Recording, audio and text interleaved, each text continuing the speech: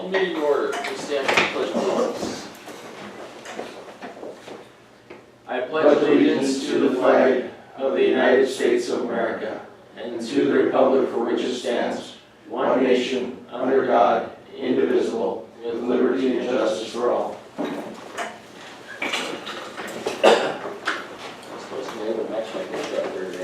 What a deal. First day of pictures in the match. We ran only in one suit. Okay. Minutes from the previous meeting, Steve. Move to approve. Second. We have a motion and a second to approve the minutes. Any additions or corrections? Seeing none, all in favor, vote by saying aye. Aye. Opposed, same sign. Motion carries. Bills, including the additions on your desk. Motion to approve. Second.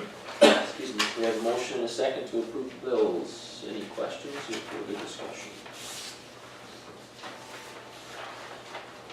Seeing none, roll call please.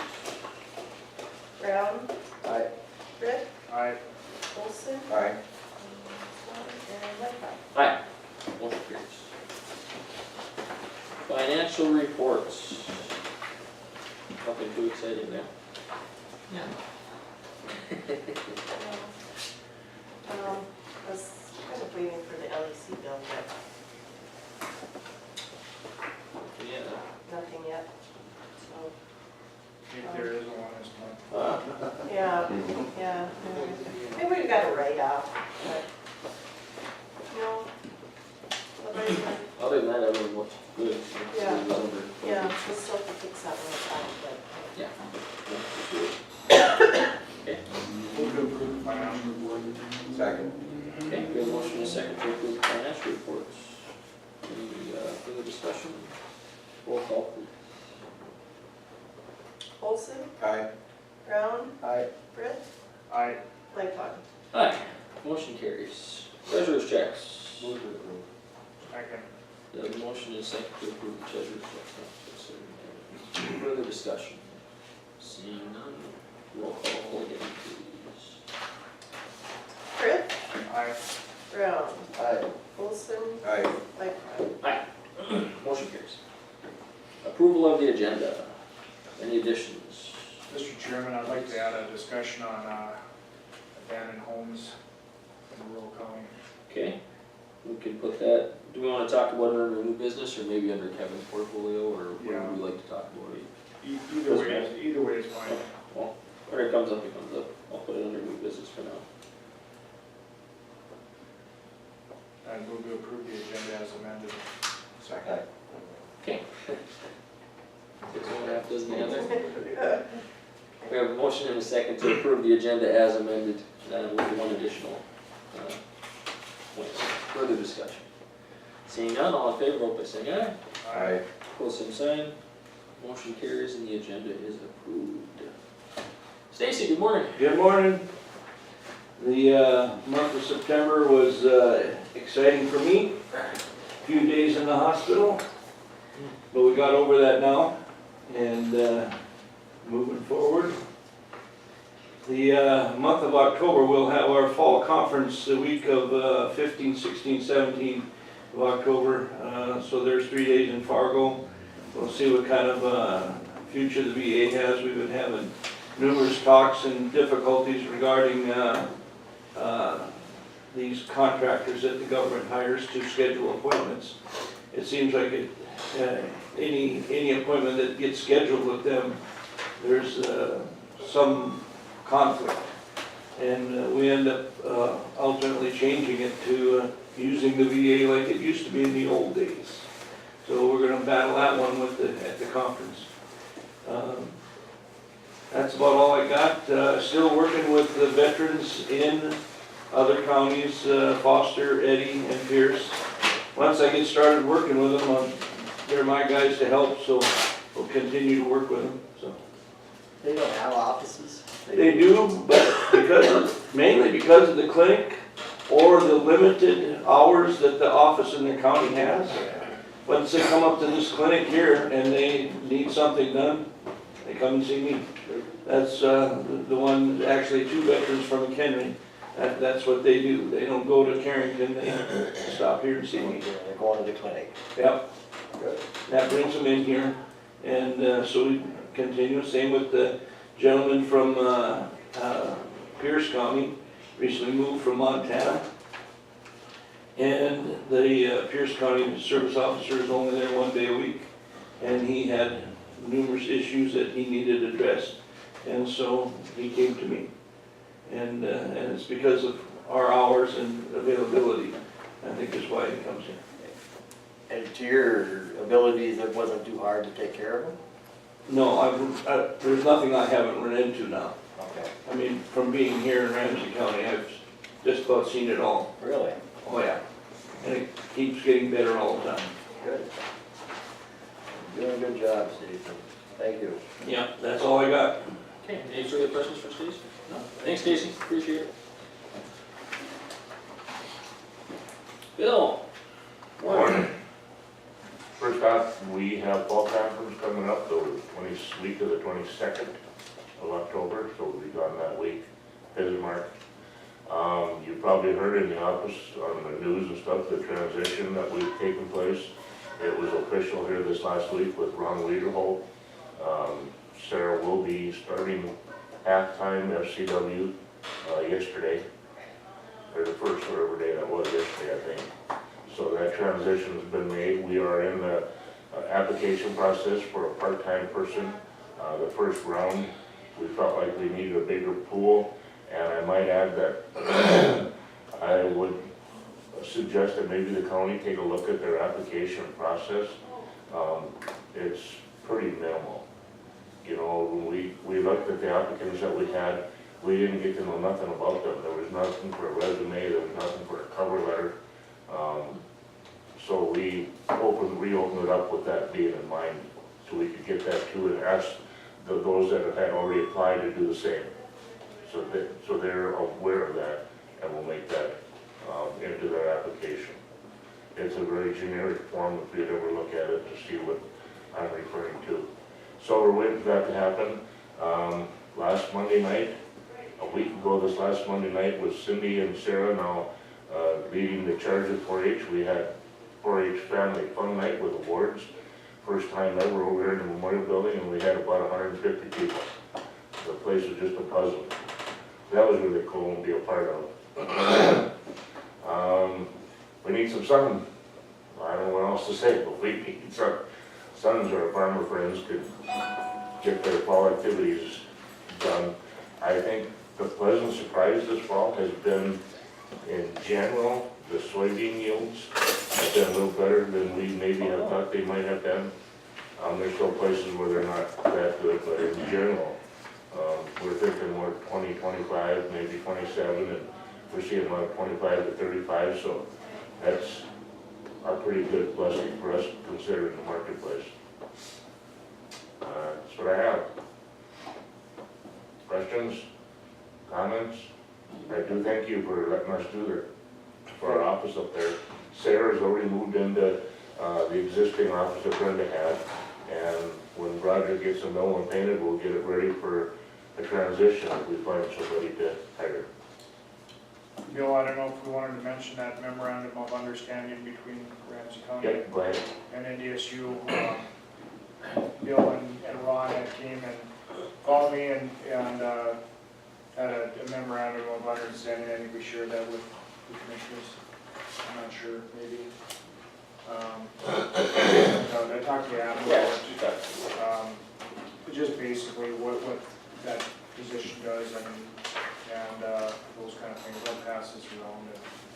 But something that needed to be done for that position with the county, so we got that taken care of. Yeah, Jeff mentioned it to me and said, is it okay if we sign it? And I thought, well, before the meeting, because it had to get taken care of, and I thought, well, heck, we already approved the position, and basically they're just saying that it was a position change and that position duties are getting split up. So I said, yeah, go right ahead and sign it. I also might add one more thing. They did fill the FCW position in Botno, so I wrote Ron a note and said, that means we're next to mine, and he said yes. Well, no, did get the position filled. Yes, they did. It was just announced. They've been waiting for a while, so. Yep. Good. But Sarah will be a great addition to that part of our program in our office. Right. So we're still pretty much looking on the same timeline then? I am guessing so. You know how that goes with. It all depends too if we get good qualified applicants and everything like Okay? Breakfast, pancake breakfast is. Oh, sorry. Yeah. that, so. Good. Hi. Thanks for the dinner. Pancake breakfast is coming Sunday, KC Hall. Starts at 8:30, goes till 1. Come and eat some pancakes, some sausage, and thank you. How about the 4-H kids? 4-H is leading the charge. There you If go. you feel like volunteering to help cook, we would definitely take volunteers. I'll be there at 7, so any one of you that wanna come and help. You're either at 7? Yep. Is that when the best pancakes are there, ready? Well, I'll just be getting the sausage going. That's my job. I'll be the one making pancakes. Doesn't matter. I think it's interesting to know too, just for the record, that North Dakota State Mill donates pancake mix to events like this, and you know, that's really a great deal for our community and for them to allow that to happen. Yeah, it is. Okay, further questions for Bill? Good enough, thanks Bill. Thank you. So everyone go eat pancakes on Sunday. Good deal. Okay, Roger. Morning. I got bad news regarding the wheelchair lift that goes to the basement of the memorial building. We're not gonna be able to get any parts, so, the elevator guy that I talked to in Grand Forks said you might as well tear it out, because we're not gonna get parts. And I've talked to other places too, and either they didn't have any mechanics anymore, or they also could not get parts. I did talk to North Central Planning a little bit. They, right now, said there was money available for a wheelchair lift that, like, elevator style that goes up and down. You'd have to build a whole building, and I just said, no, we don't. I think we'd be more interested in trying to put in one like the one we have, much cheaper, and I haven't been able to talk to Sandra this morning. She wasn't in yet regarding to get any more information on having one like we do get. I do have the guys who were working on it. I haven't received an email back from them yet. They're gonna check into pricing on a new one, like the one we have. So I really don't have any numbers yet. I guess maybe next meeting I will. So that's where we're at with that. Did Lee Gessner ever look at it? Yes, He did. no. You think what's there now, you could have buy something like that new? No. Well, I'm sure they must make them like that still. You know, gotta be lots of places that would use one like that. Is there a brand name on it? This is the one we have? Yeah, something Krupp. It's made in Italy. Oh, really? And it was discontinued when it was put in here. It was already, Oh, so we No bought- longer we bought the manufactured. discontinued model. well, might be why we got it for free. Oh, so it was free? Yeah, you know, when we got it, it Really? didn't cost us anything. Where did we get it? North Central Planning, they got the funding for us. Oh, well, so there was still cost, but it was just through. Right, right. Yeah. There was cost, but we didn't cost the county anything. How long have we had it? Oh, boy. 10, 12, 14 years. And in that time, it has cost us a lot. Just for the 10, 12 times it was actually used, you know, I mean, I know there was a couple $1,000 bills we had to repair it. It just wasn't, you know, it didn't cost us anything to start with, but it cost us a lot for the amount of use it saw afterwards. My experience with those types of lifts, they're not real reliable. They do tend to break down a lot. You have to be, really know the ins and outs of them to keep them running and operating, especially if they get used on a regular basis. So, I don't know if I could recommend another one like it. Or can't find it, huh? But you can't find it. if I could put 2 cents worth in. Go ahead. Nelson County, Dakota, the courthouse there just a short number of years ago, put in a system. A company in Sioux Falls came up, measured and installed. Before they left the building and were on their way back to Sioux Falls, it broke down. And then for the first few trouble calls we had, it was a minimum of $1,500 for them to come up and work on it. Then it ended up falling in the sheriff and myself and the janitor's lap to maintain it. And because it took 2 guys, top and bottom, to work on it. And the sheriff and I submitted a bill and the commissioners laughed at us because we offered to do the repairs for half of what the Sioux Falls company did. We never got paid. But now they have social services, the ladies in social services are keeping an eye on it. Because it takes 1 to 2 people to assist someone who rides on that car, on that system. I've been on that one. Yeah. That's one that like climbs up the stairway. It's not exactly like this, but they're similar. And snakes up the stairs. It's similar 5 to the minutes one from top to bottom. Yeah, it's similar to the one they got in Towner County. Benson County has the same thing. Well, Towner's got one that kind of wraps around and goes up the stairs because they don't have another way to do it either. I think it wraps all the way upstairs, doesn't it? Yeah, same thing with Benson County. And theirs isn't working right now either, Benson? Benson. You know where Howard County works? Oh, I have no idea. You have to ask the Towner County commissioner. But it seems There's a like thing there. the day they put them in, they're obsolete. Oh, boy. So it sounds like, to me, we would have to, if we're going to go that route again, we would have to have a company that would back it up. In some type of a Right. service agreement, so we would be protecting ourselves long-term cost-wise. Whether, you know, it's like the elevator where we just have to pay a service agreement every year to make sure the thing is upkept and maintained and everything, and calls, and other than that, we should look at a different option, possibly. I guess the only somewhat fortunate thing about this is that there's nothing down there other than, the only, you know, once, and I know Jeff would like to get down there sometimes, they got shotgun stuff down there, but that's the most that it's used. I mean, Roundup, yes, but we don't even always have somebody during Roundup that would need it. So, Where was the company that put this elevator in? Minot? Are they from Minot? Otis, yeah, but they don't do, No, but would they have any ideas? Would they Well, be able actually, to lead they're us the down ones- right road? they're the ones that gave me the name to the guys in Grand Forks that actually work on this. So, And the Grand Forks don't have much idea. no, they're the ones that said, no, you're not gonna get parts. They've been in contact apparently with overseas and they say, no, we don't have parts anymore and no, you're not getting any new ones, so. Is there any place that sells anything that would fit the mold or? That's where we have guys looking into it right now to see. Yeah, The individuals from Grand Forks are looking into seeing if there's something that would match our needs, basically. right. Okay. Another one like, similar to that, you know, hopefully different brand. But, yeah. I just don't,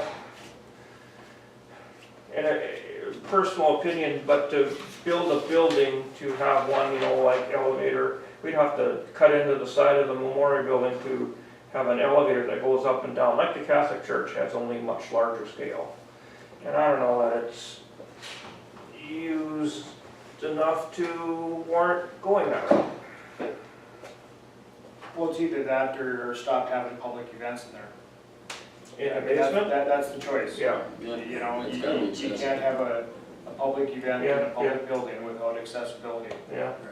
so. Well, I guess my inclination would be the first thing we should do is see what's available grant-wise through North Central Planning and then kind of go from there. Because I mean, if they have routes, we can maybe get a grant to even go that route, and we should look at it at least and see what we Yeah, got for options. I mean, because we want to keep it accessible, I mean, as much as we can. Yeah, I agree, it'd be It's nice just a matter to of, have something to get down there. it doesn't make a lot of sense to put a bunch of money into something that's not gonna work though either.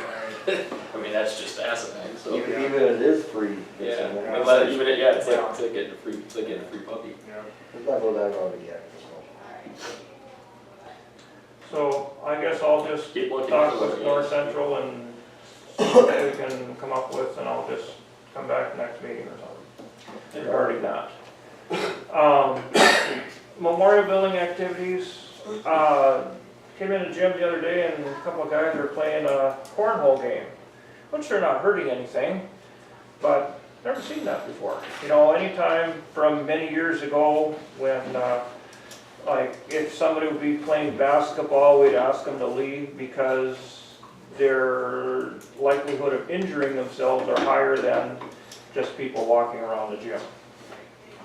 And the likelihood of somebody injuring themselves playing a cornhole game is slim to none. But just kind of take a look again on what do we want to have people doing in there that really aren't covered by any sort of insurance.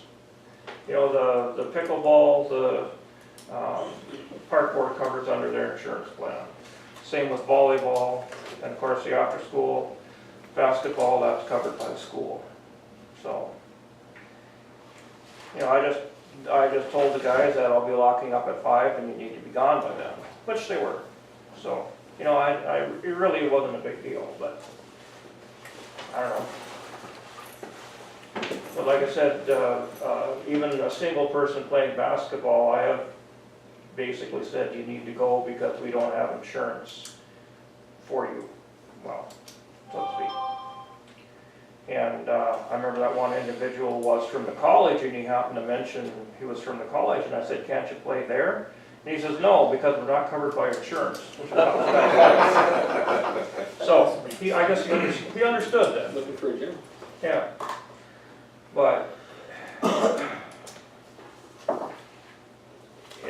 I guess as long as they're not disrupting anybody else from, say, walking or whatever, I guess I don't see any big issues, but if we just want to try and keep people from playing basketball in there on their own, if that's still gonna hold true, or?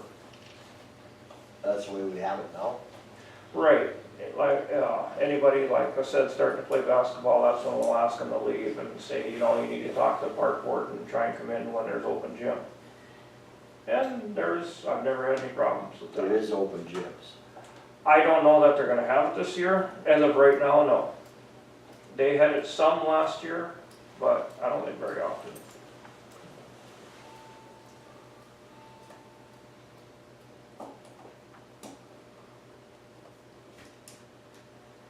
So you want us to make a ruling on what now? Well, what are we gonna allow and what won't we, basically? And this is just during the day, Yes, because normally it's covered under park board or school, yes. Does this happen a lot? Through the winter months, yeah, every once in a while. And, I don't know, might be once a week, somebody will be in there playing basketball and I'll just ask them to go. And like I said, there's never been any problem with that before. But just the thought of when I walked in and saw them playing a cornhole game, I thought, that's interesting. And like I said, they're not hurting anything. But if we just want to let smaller, less physical activities going on in there, so to speak. I really don't see why not. I guess I don't have any. But would a sign on the wall? Really? Well, that was brought up, but what exactly, somebody said not responsible for accidents, so yeah, I don't know. Kind of up to you guys. So take the burden off the county then? Can it's something we'd have to, Yeah, I'm just curious about that. I was gonna say run it through Karen. get insurance? I don't think it's unreasonable to put a sign. I think we ran that up there anyway. No matter what way we do. So then, like, if they sneak in there to play basketball, then they're on their own, you know, so. Is there any insurance available for something like that? For a public building?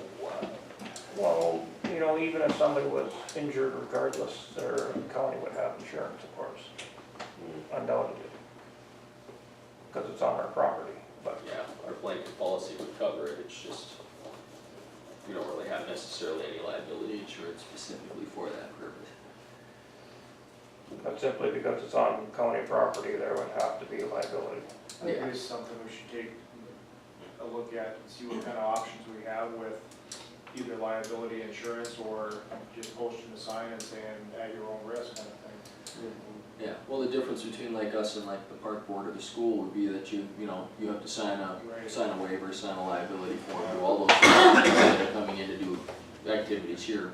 We're not gonna be able to catch everybody that walks through the door to sign a liability waiver. It's just I think impossible. the sign would be a good idea. If it would, Well, the legality of it is the question, does that, or is it, I'm curious, Yeah, I think it's a good question to ask Gary and see what we can do about it. if people wanna use the facility, I guess, I wouldn't be against that. Oh, no, and I'm not either. If they got a time schedule and they wanna come in at 7 or 5 or whatever, and And with anything. one thing with the understanding, people just walk in and off the street, that if there's something else going on, of course, they can't come in, and they may be asked to leave at any time. If we have to set up for something in the gym that's gonna go on, well, I'm sorry, you guys are gonna have to go because we need to do this. So, I wish the park board would take more interest in trying to keep it open on a regular schedule and supervise. yeah, right now, they just have the adult volleyball, and I know they don't have open gym yet, Right. but as long as that's well supervised. I think last year was a lot different than the year before. Yeah, I would like to see that for them, Mhm, some for activity, young people to do. mhm. You don't have nothing for them to do, that, there's lots of things out in the street to do, I imagine, so.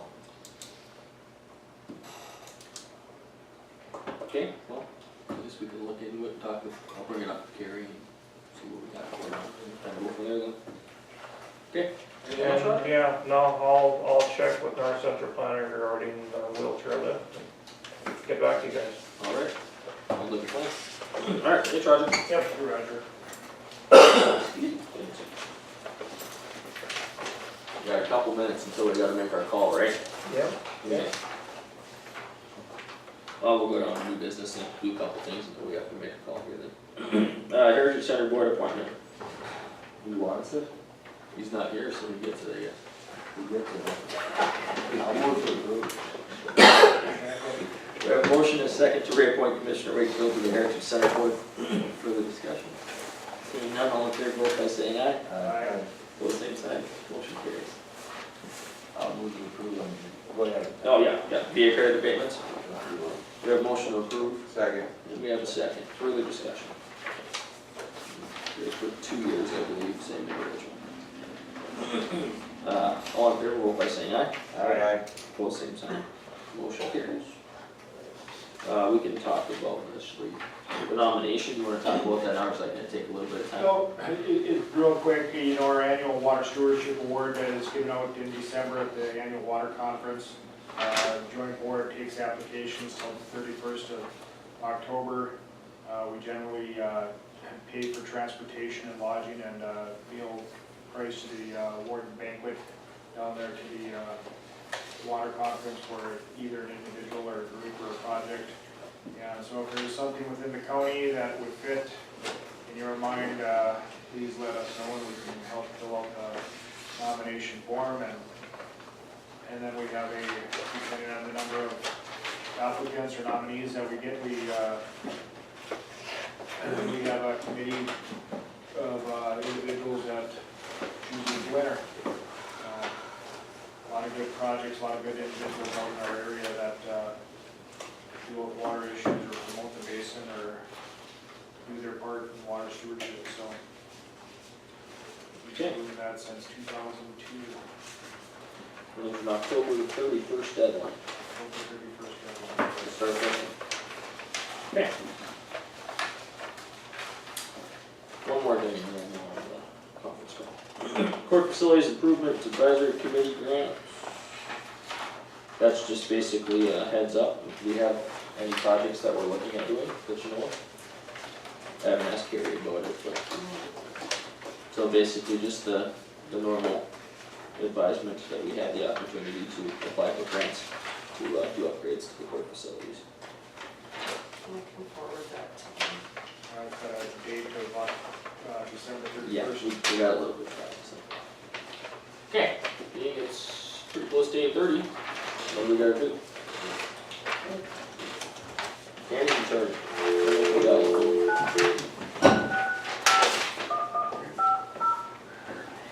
Thank you for using North Dakota Telephone Company conference service. Please enter your conference identification number. The administrator has not yet arrived. If you are the administrator, please enter your administrative access code now.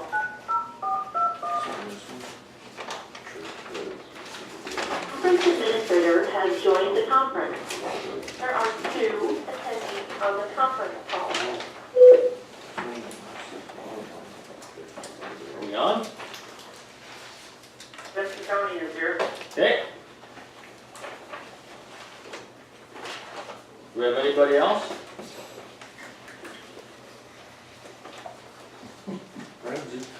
So Ramsey and Benson are here then, alright, we're making progress.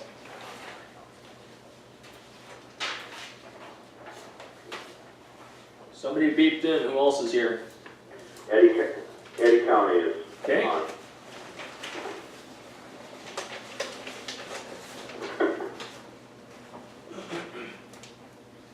okay, we're just, we're waiting for Pierce then still.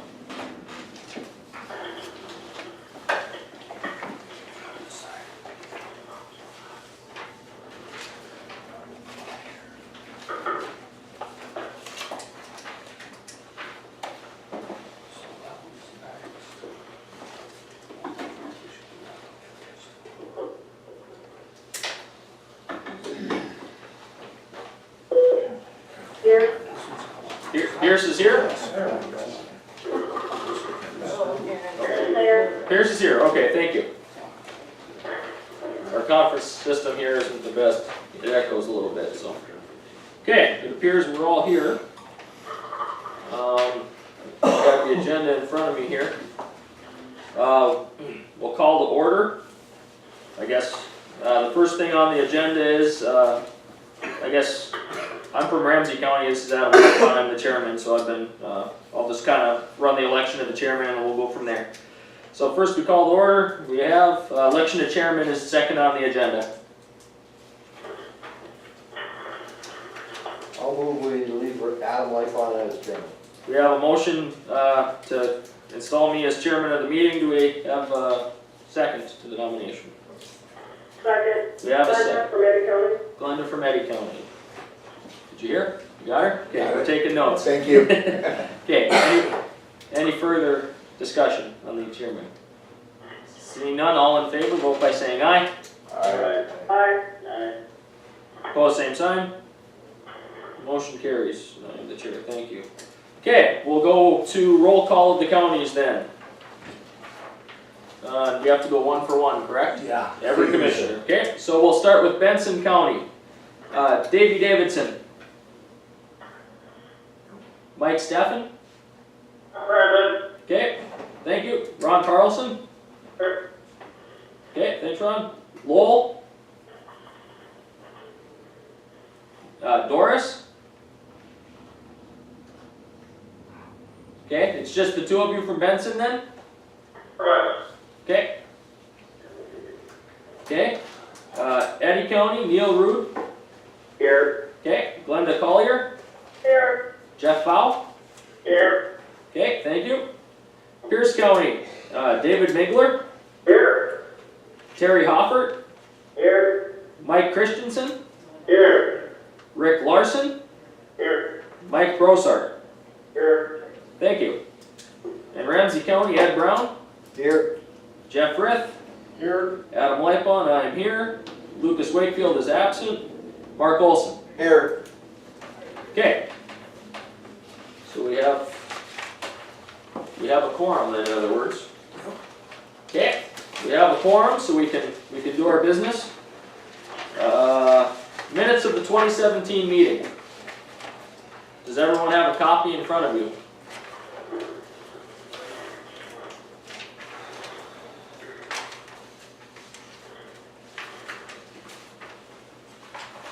you all have the minutes, so you've seen them or can look at them? Yep. Yeah. Okay, very good. Any additions or corrections to the minutes? I'll make a motion to approve the minutes as written. Jeff Collin, Eddie. Okay, thanks Jeff, we have a motion, do we have a second? I second it, Mike Christensen. Okay, Mike, thank you. Further discussion? Seeing none, all in favor of approving the minutes, vote by saying aye. Aye. Opposed, same sign. Motion carries and the minutes are adopted. Okay, on to the 2019 budget, and I would guess we're gonna have Al do a little bit of talking here. Very good. Does anybody have any specific questions on the budget? I know I went around to each county and discussed it with you. It is the same as it did when I came around for the mill levy. There were some additions. Actually, WIC ended up with we finally got their information and they ended up having a bigger grant, so I got that in there. 218,000, but it didn't make any difference because it's in and out. Other than that, pretty much the same as what you had when I came around and talked to each individual county. Does anybody have any questions whatsoever on the budget? Okay, was everyone able to hear that? Do you have any questions on the final budget? Al basically said it's the same as what was shown earlier to all the counties, with the slight change that the WIC grant is a little larger than anticipated.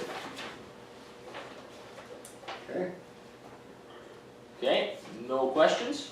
Okay, that's all I have.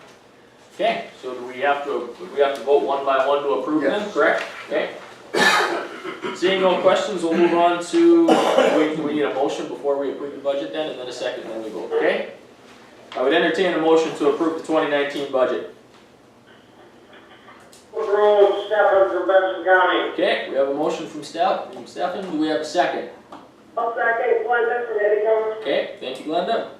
Okay, we have a motion and a second, further discussion, hearing none, we'll move on to voting then. So, we have, let's see, Mike, Stefan from Benson. Are you there, Mike? I am, yeah. Okay, sorry. Ron Carlson from Benson. Yes. Okay, Eddie County, Neil Rude, Yes. Glenda Collier, Yes. Jeff Fowl. Aye. Pierce County, David Bigler, Yes. Terry Hofford, Yes. Mike Christensen, Yes. Rick Larson, Yes. Mike Brossart. Yes. Okay, Ramsey County, Ed Brown, Aye. Jeff Frith, Aye. Mark Olson, Aye. Adam Lipon, aye. Motion carries. I got a question. I think to begin with on the roll call, who missed a few. Benson County, we have Davey Davidson, his absent. Okay, We do have,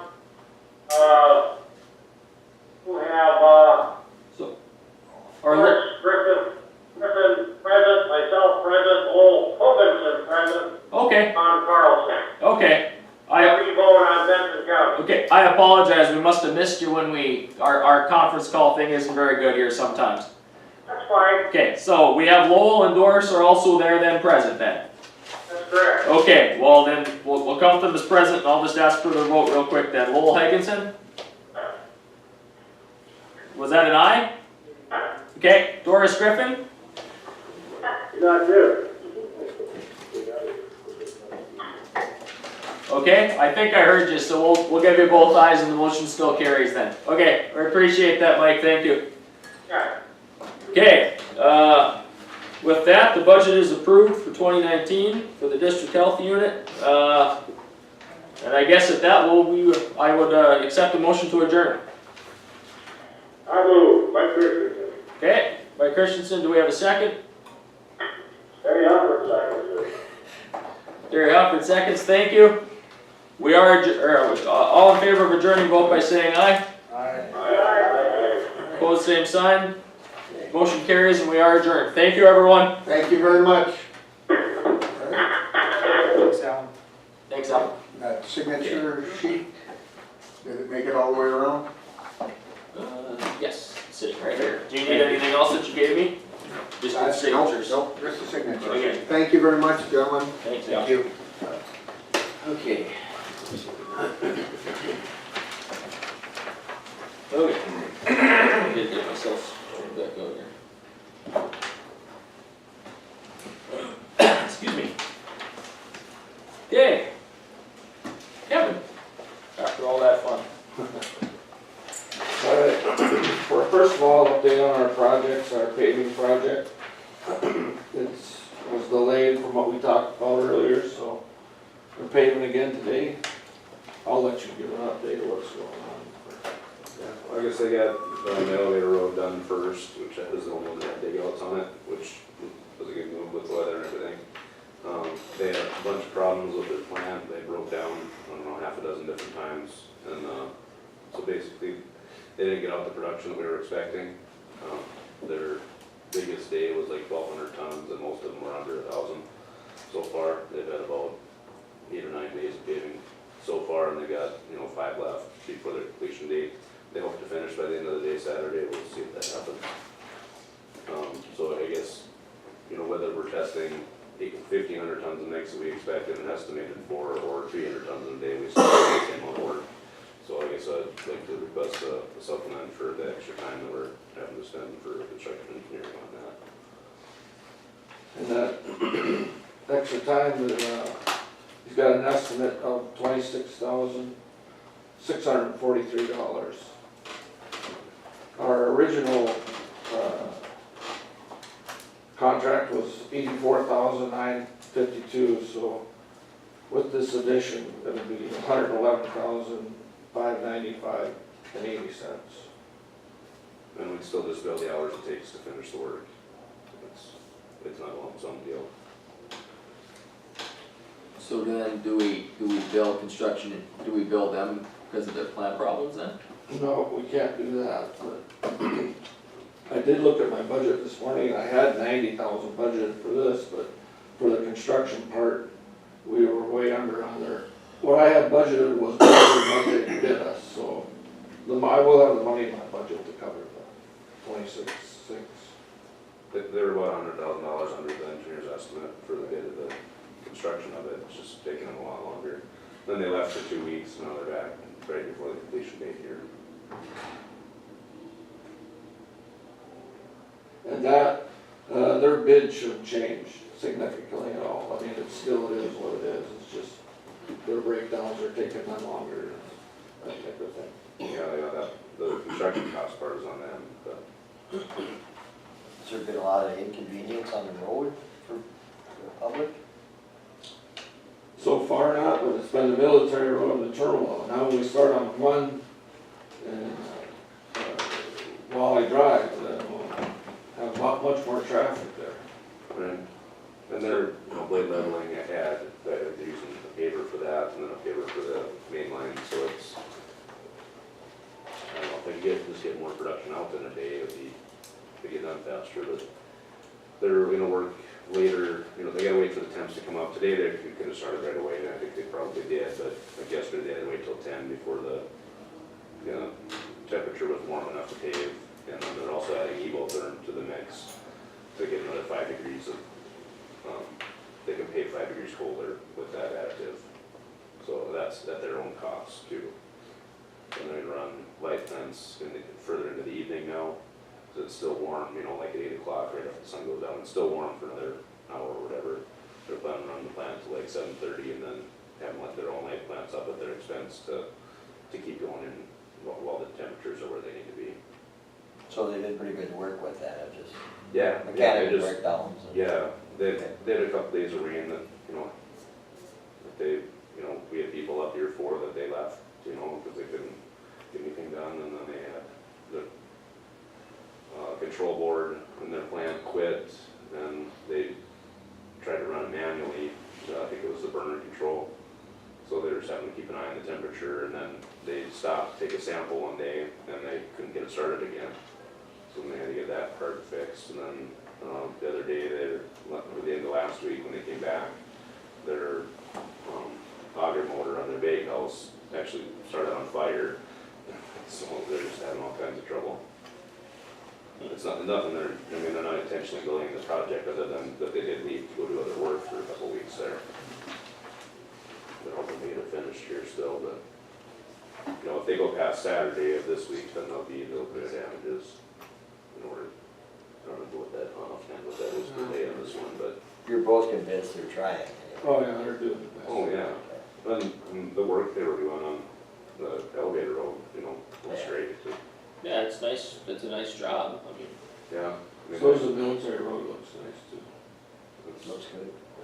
Yeah, they're doing good work, it's just taking them twice as long as anybody expected, them included. So I guess we'd like a motion to pay the extra, $26,643 for their contract. So moved. okay, we have a motion, Second. we have a second, further discussion on paying the additional, cost overrun. Is that something that normally, we're stuck with? It has a breakdown, so it increases your time, and then all of a sudden we have a bigger bill than expected? Doesn't happen a lot, but that's how it works, you know what I'm saying? Yeah. That's the process, but it doesn't typically happen that way. Yeah, Yeah, my, it isn't often that we're over, you know, time-wise. that was gonna be my question, is there any way we can write the contracts in the future, so if something like that does occur, and there's additional cost incurred by the county past the original contract cost, because of stuff on their behalf? I mean, I don't wanna stiff KLJ in this situation at all, I wanna make sure we have a good, you know, good working relationship with you, and if it's costing you guys additional time, we gotta take care of that, but at the end of the day, is there any way we can work with you know, with whoever's doing the work in the contract somehow? The way to do that would be to make it a working day contract for the, so they only have so many days to get it done, but then you're gonna see your costs go up for the bid unit prices, because they're gonna include those, That bid was, that potential in there. what'd you say, about 100 under? Just about, yeah, I think it was 885 and the bid was 980 something. They were about 100,000 under. Yeah. Can't remember the Just estimate. under, Yeah. just under, 90s, whatever. Yeah, 90 something. Yeah. Yeah. And I looked at it yesterday, but I don't remember the exact dollar amounts. But in the future, we should put a per day, you know, like a day limit on it, like a 100 days or whatever. I think you'd end up paying more for your unit prices because they're gonna include some risk. Right. You know, the more you restrict them, the more you pay. So I think even with this, we're still getting a good deal on the project. They were still quite a bit less than the next bid or two. You don't wanna split it up. They go into the committed damages after the 10th, after the, Sixth, The sixth. Saturday. so. I- If they're not done, then What's the likelihood of them getting done with the weather forecast the way I it is? don't know, Oh, good. hopefully it doesn't rain tomorrow. What's the damage per day? What do they have to- I Remember, didn't look it up either, but it's usually. Should we ride this out to the next meeting? What's On the that? next meeting? Ride it out. Yeah. I was gonna ask, if they're not done, then are we gonna get another bill from KLJ? Well, Because they have to go back. yeah, I see what you're saying. I hope not, but It's based on the hours they work, so it's not like a percentage or anything like that, it's actual hours that the men are working. So, you know, if they call a crew in to come inspect the project and the plant breaks down at 8 o'clock in the morning, well, the crew's here. You know what I'm saying?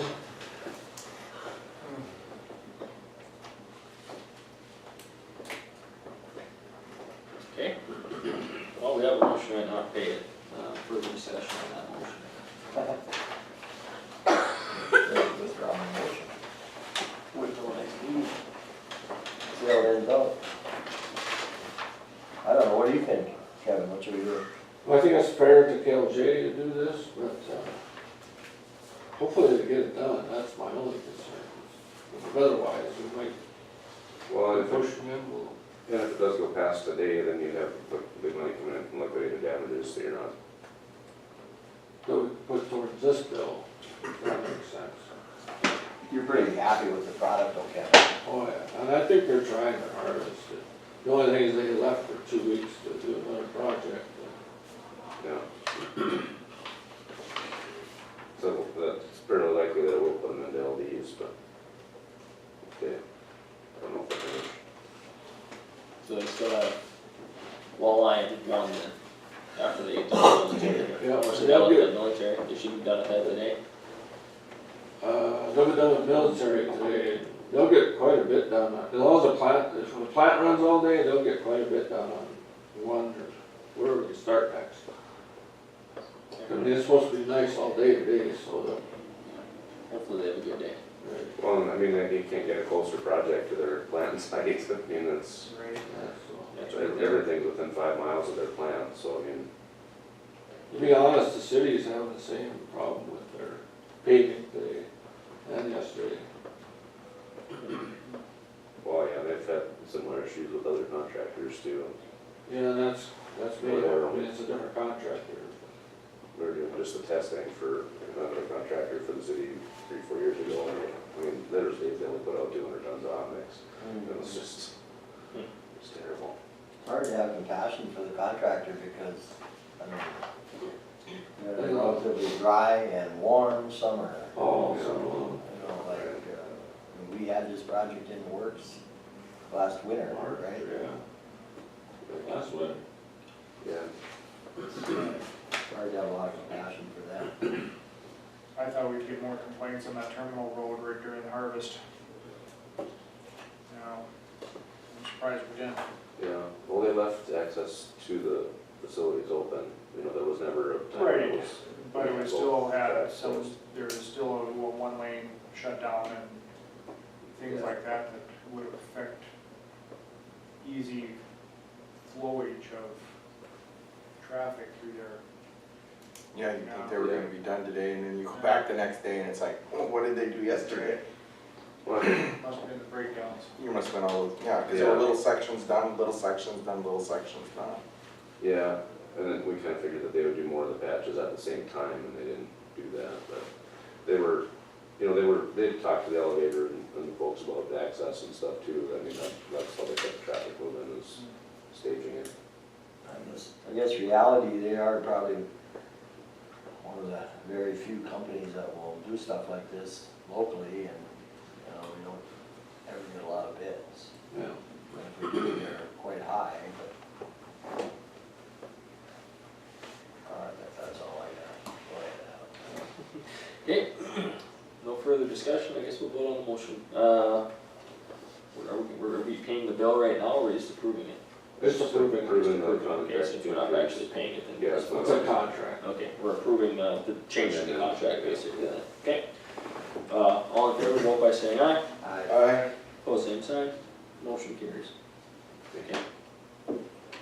And our bridge, we did finish installing our bridge. The road is open to traffic now. We're still keeping an eye on it. We got a little bit of sanding work to do. And we may have to put one more load of gravel down, but we'll see how that goes. I don't know if you guys have been over or not, but I've been up there twice, and I'm just totally impressed, really impressed. I saw how fast I could. What a drive. project, what a project. I had to ramp it up to make sure that it was okay. You want to Taking work? this, oh yeah, we've taken a seminar over, you gotta see what you're gonna do. Yeah. Make sure it's gonna Yeah, work. how to ride, pretty good. Yeah, it was good, it was smooth. Yeah, we might need a little more gravel on the approach edges and stuff Yeah, like that, but I figured, you know, we hadn't had a blade over it yet either, and that's gonna spread it out a little bit better, it looked Yeah. like, they had just kinda packed, so. Yeah, it looks good. And we're gonna have to put railing out, correct? Next summer, Yeah, we're gonna. we'll have to extend the railings. off the Yeah. edges. So. I mean, that's like going across the river, you know, the channel itself, you It's know. a big challenge. It's, culverts would have never, ever worked, you know. No. Would've been forever wide. Yeah, it just wouldn't work. It was impressive watching them put the bridge in too, watching them swing it in there, and the guys that ran the crane. I told Kevin before the meeting, I said we should get some pictures before and then pictures after and fill it out down Bismarck. Engineering group. I think that's the thing in the Kind of future. a wave of the future, another Yes. tool for the toolbox. you know. Absolutely. Yeah. Good call. So then we did get the invoice for that bridge. I don't know if that was included on the list of bills or not. They're gonna charge us?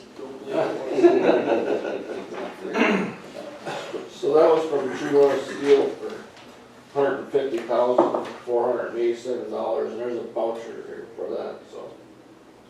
We should probably make a motion to pay that. I don't know if it was included on the bill. So moved. Second. Okay, we have a motion and a second to pay the bill to True North Steel for the bridge for $150,487. Further discussion? One question, how much would the culverts have cost us to put in there? Just a That- guess. It would have been less than that, but Yeah, but just give me a I guess. would say probably close to 70 or 80,000, roughly. This is a no-brainer. You know, and the secret is your head walls. If your head walls are fine, this will work. If you gotta do no head walls, then of course it's gonna add to the cost.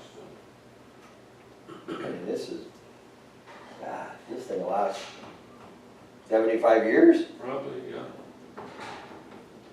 Yeah, I think it's Hopefully. hopefully last a while. I mean, it's a sight to see. Yeah, you know, like when we were there, when they put it in, we had a big group of different. Yeah, it's close to engineers. 60 There was people. like 60 people there watching and seeing how it was working in. The only question was, you know, the corrugated, I think it's galvanized, that sits underneath that the gravel actually sits on, you know, what kind of lifespan is there with that, basically, you know, yeah. But, Depends on the moisture and Yeah. everything, but yeah, probably 50 years. yeah, I mean, but Then you they, can take them out and replace them. yeah, and that's the thing, you still have the I-beams and stuff are gonna be there for pretty much as long as I'm alive. Yeah. So if you ever have to replace the deck, it's still gonna be way cheaper to put a regular brick in. Right.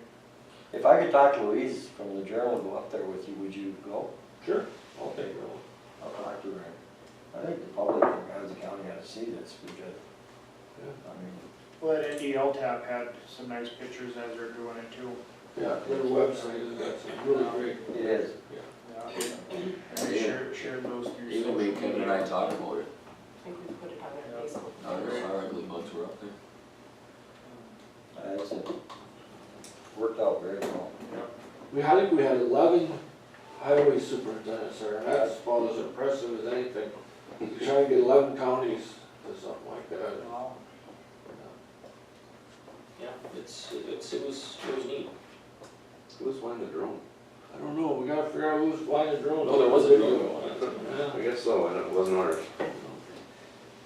Okay, we haven't voted yet. So the motion is to pay the bill to North. Further discussion.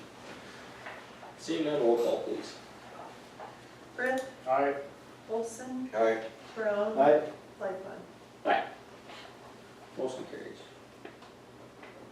And then our federal aid program, we got this sheet that's, we program our projects. If we go by our 5-year road plan, the next one that comes up is the road that goes from Hamden south to Highway 17. And the next one after that is Ramsey County 2, east of town here. And I don't know, if you look at the condition of both of them, Ramsey County 2 could probably use it more than 3, but guess I wanted to get your guys' opinion on which project we should put on this sheet next.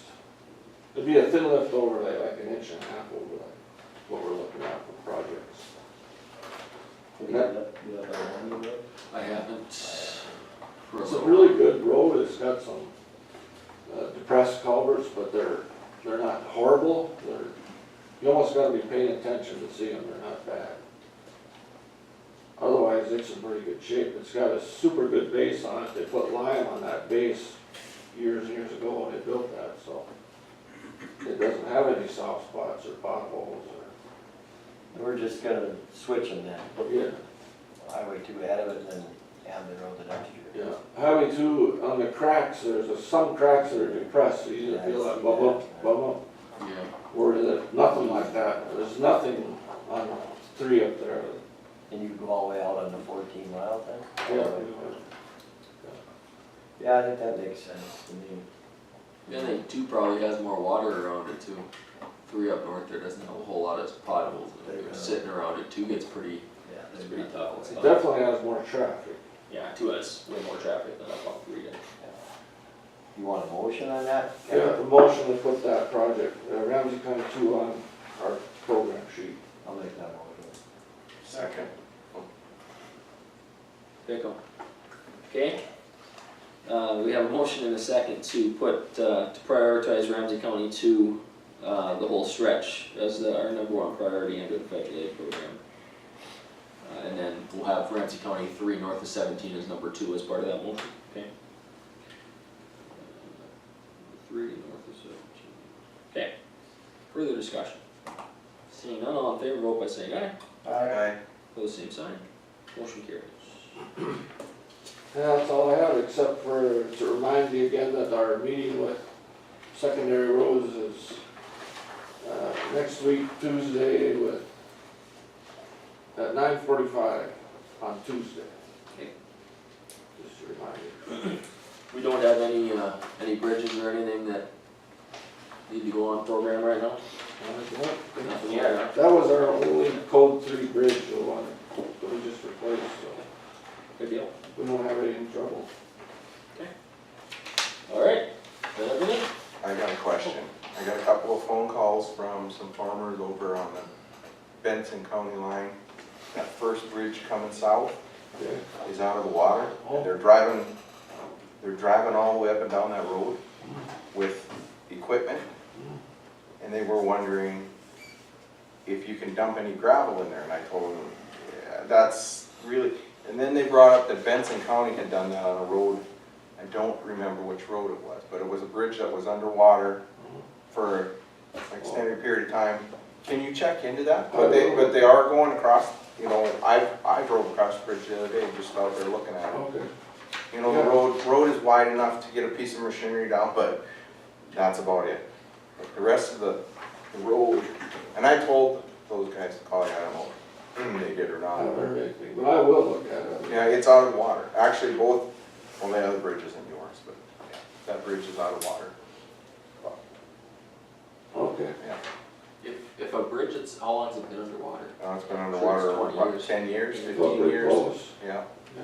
What kind of, does the state have any checks or anything they'll do on the bridge now that it's out? What kind of liability do we have if we're using a bridge that hasn't been checked and it's been underwater for 15 years? And that's what he had told me. He said that Benson County had contacted somebody that went out and checked the bridge for its safety, Yeah, and that's good. it was okay, Oh, but they did check it then? not this one. Not this one. Benson County checked theirs. Oh, okay. I would imagine theirs would be one that's probably further south and to the west. Otherwise, I made in there somewhere. I will notify them too, that's got them concrete beams that are hollow in the center, so if water got in there, it's not supposed to, but if it did. Yeah, just a safety issue, make sure the thing is in, have somebody look at it, make sure it's in good condition. We don't want the thing, you know. And then they Yeah, also mentioned, and I kinda told them I doubt it severely, is that ever gonna be open all the way to the south again? I mean, it goes quite a ways, Yeah. but It was still underwater last summer, I haven't been down there since this summer. like that farmstead, that first farmstead on the left side, you guys graded down to there. Up to Because the other half of the people keep asking, why do you keep working this road? I said, well, because if you don't, it's just gonna be a disaster when you decide to open it, so. And we did have FEMA money that had to be used. Yeah, you dump some gravel in there, yeah. But then it was underwater past there. Yeah. Well, that was last summer, Yeah. so it's probably out. No, it's out all, you could, I've seen pickups go across it. Okay. Not my pickup, but I've seen pickups go across. Depends on how daring you are. That one's gonna take some work. That one's gonna take a lot, because that's a long haul across it. That's gotta be a mile or better across there. We're all washed out. Yeah. And the DOT guys are out doing bridge inspections one day last week, I think Something to bring up with them. Okay. that's all I have.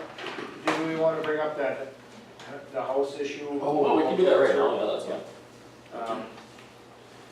I was contacted by Mayor of Starkweather last night. Starkweather? Yeah, You got all of that. yeah, That's what's coming back. yeah. Yeah, you talked to me. And they have a house that's old and dilapidated. Looks like it's probably gonna fall under the tax auction coming up here so it'll fall into the county's hands. But he's pretty sure that nobody's gonna bid on it, nobody's gonna buy it. So he's wondering if we'd be willing to cost share on tearing it down with the city of Starkweather.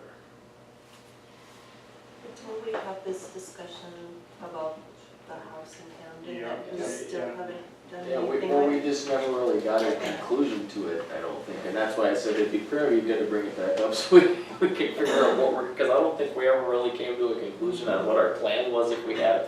I know there is, to add the discussion, there is a resolution that's gonna be talked about at the Association of Counties next week that deals with this, if I remember correctly. That they're gonna try to get the legislature to give us some kind of help for all of these situations, but the question of what happens is, usually that's 6-8 Grant months type over. thing that, you know how these legislative issues go, they might go through, they might not. Yeah, so we don't have, but there's gonna be a push from the Association of Counties, at least to say, we need to have some type of a plan to work on this situation, because it's gonna break us if we don't do something, basically. But I think the reason that we didn't completely do anything up in Hamden, we didn't want to set a precedent. Is that correct?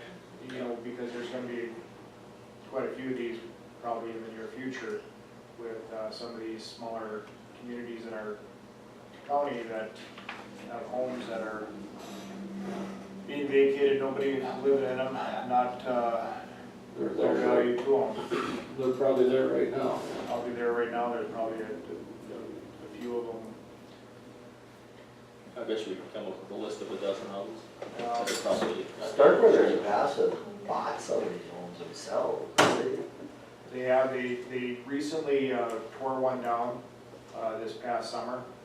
Daryl said that, you know, similar situation, old dilapidated, wasn't worth salvaging, they wanted to get rid of it before it became a nuisance and a health hazard and everything, so they just went ahead and did it. I don't know if they purchased it themselves or as a city, and then, but they paid a contractor to come in and tear it down and haul it away. I think it's $4,500 or something is what the bill ended up being.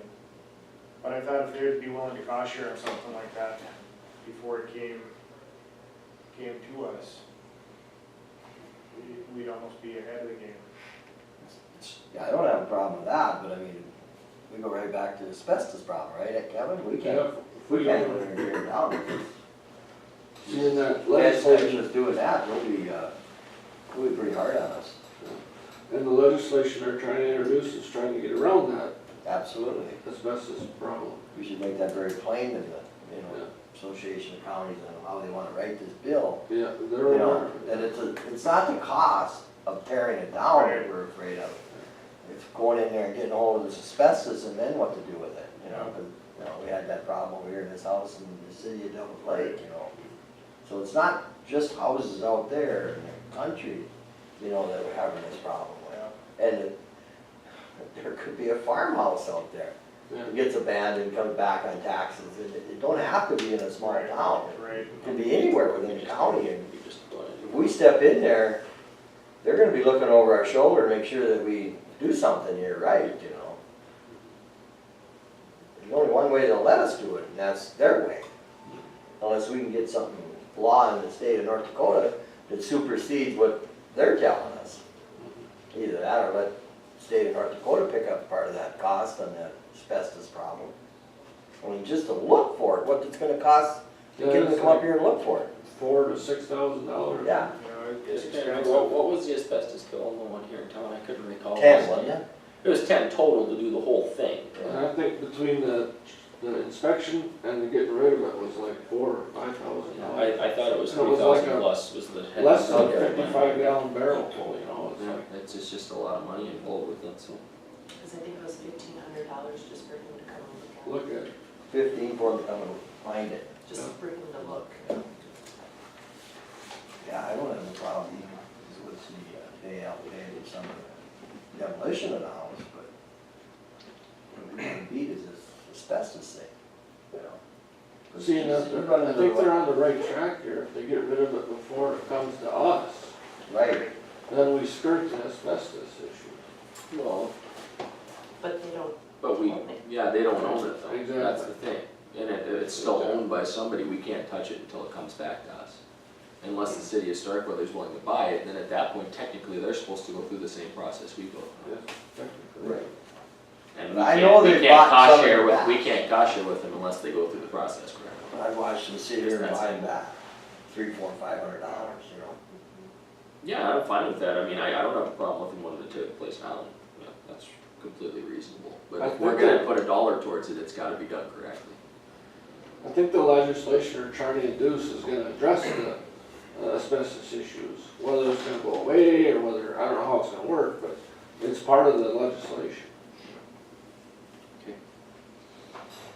What happens if, health department goes in there and declares it condemned and orders it demolished? Would they have that authority to do that? We still can't dance around that asbestos.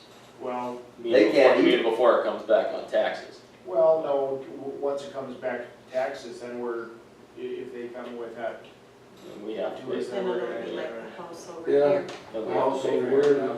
the city had that one for probably 4 years after it was condemned. At that point, your hand is forced and you don't have a choice. Right?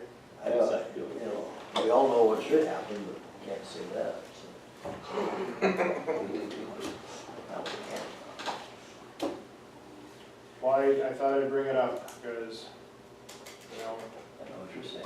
I think it's a reasonable approach to even look at from the aspect of even if we get the asbestos thing figured out, that we would have a standing policy that we would cost share it with any city that wants to have a little bit of help to get rid of some of these properties. sure, Where we could do a 50-50 or a 60-40 or something like that, where we would have a, and then we could try to maybe take a few of them a year within, a reasonable amount of time. We just don't have a large budget either. Yeah, because we don't are we want, gonna do something we don't to try put much to, money on this. either. prevent people from going to that house up in Hamden, cause it's got an open hole, so people don't fall in it and get hurt or. We put a fence around it. We put a fence around it? Still up there, It's yeah. still up there, okay, that's what I thought I remember. We put hasps on the door and somebody's cut one of them off. No. Wonder if that was the guy that had his Christmas decorations stored in there.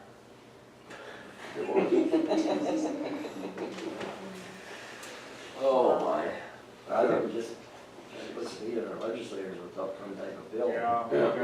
I think we really need to push out there. That's not very far away. No. Make sure we get something, association counties to push it. Well, the one thing that can be guaranteed is we're obviously not the only county that has this Exactly. problem. Right. So it's a problem across the state, when as we continue to have people move into larger cities, the smaller towns have. Yeah. It's the cities also, part of this bill helps the cities too. Yeah. It's just a problem for everyone, unfortunately. Okay, well, we basically are where we started, Well, which is kind of nowhere, but that's okay, it's good to have a at least you discussion. had a discussion. Yeah, and then we could, I'll talk to, I told Daryl I'd talk to him back and Yeah. call him back and talk to him about it, so I'll kind of tell him where we're at. Hopefully, if we can get something fixed, we can maybe work on it, try to get it taken care of next year. Okay. Let me make sure I have more of it here. Okay. Discussion on intercom surveillance system project, and we have Rob here to visit about that, and I'm sure he'll lead the discussion, we can see what's going on. Thanks So, for coming. we have our bid openings for the intercom surveillance project we're looking to undertake at the law enforcement center last Thursday. We had one bid, and the bid was a little bit higher than what we were expecting. It came in at $811,000. And so we're coming around, because the board didn't make any determination or accept the bid at that time. We wanted to approach the city and the county in regards to that number and just have the discussion on trying how we want to move forward with this. At the city commission last night, as expected, they weren't very receptive of trying to move forward with the full project. There was recommendations that the law enforcement center look to take out a loan and pay off the entire project through a loan. There was a recommendation to break the project down into stages, possibly 3 stages. they didn't make any formal actions last night either. They have it on the agenda for their next meeting here in 2 weeks, so we'll be back to talk to them again about it then. There was some, Commissioner Robbins really, I thought he did a decent job in, making a push to try and have them commit to their half of that whole project. Yeah, we're kind of unsure where to go at this point. I do have Jason from Prairie Engineering is here as well, so he can answer any questions that there might be specific to the project or the cost of the bid. So the original estimate was right, or what was supposed to be right, or was like 300,000 a piece, right? So we're looking at probably in that 600 range. Yeah, we're at 550 was the number we were kind of using. So I guess my question would be, I have a lot of questions, but the cost difference is simply because we only had one company bid, or there's just not a lot of companies that do this work, or more extensive than we anticipated, or what? Yeah, What's it come down to? And Jason will be able to attest to it a little bit better than I can, but as far as I'm aware, it came down to the surveillance system that we're looking to put in. That may not have been a part of the original numbers that we were talking about, and so that with the equipment expenses that come with that surveillance system, that's where it got up to the $800,000. Yeah, that's exactly what happened. Originally, we were looking at just the intercom and integrating the door controls as a package. And then as the project, we moved through the project, the decision was to take a shot at putting an entire new upgraded detention surveillance, or detention grade surveillance package that would also be fully integrated with the rest of this stuff. Which makes, perfect sense, because you've got contractors here doing all this other cabling for intercoms and stuff. For them to do the camera cabling that's required at that same time, you've got a great economy here because they're here doing this. So that's basically why the cost is more than it was originally, is because of the surveillance system that was kind of added as we were moving through the project. So the original thought process on the 600,000 was intercoms and then some surveillance, but this is additional systems that we're adding in is what's adding the additional cost, basically. When we were going through, when they gave me the go-ahead to kind of, or the direction to, go with this fully integrated surveillance side, obviously we reevaluated the whole jail at that point for camera locations and stuff. So there was roughly 70 cameras in there now, or there is now. And evaluating blind spots, things like that, the entire exterior of the building, which has none, we ended up with 100 cameras in the end. So we added cameras to cover some blind spot areas and things like that as well, deficient areas.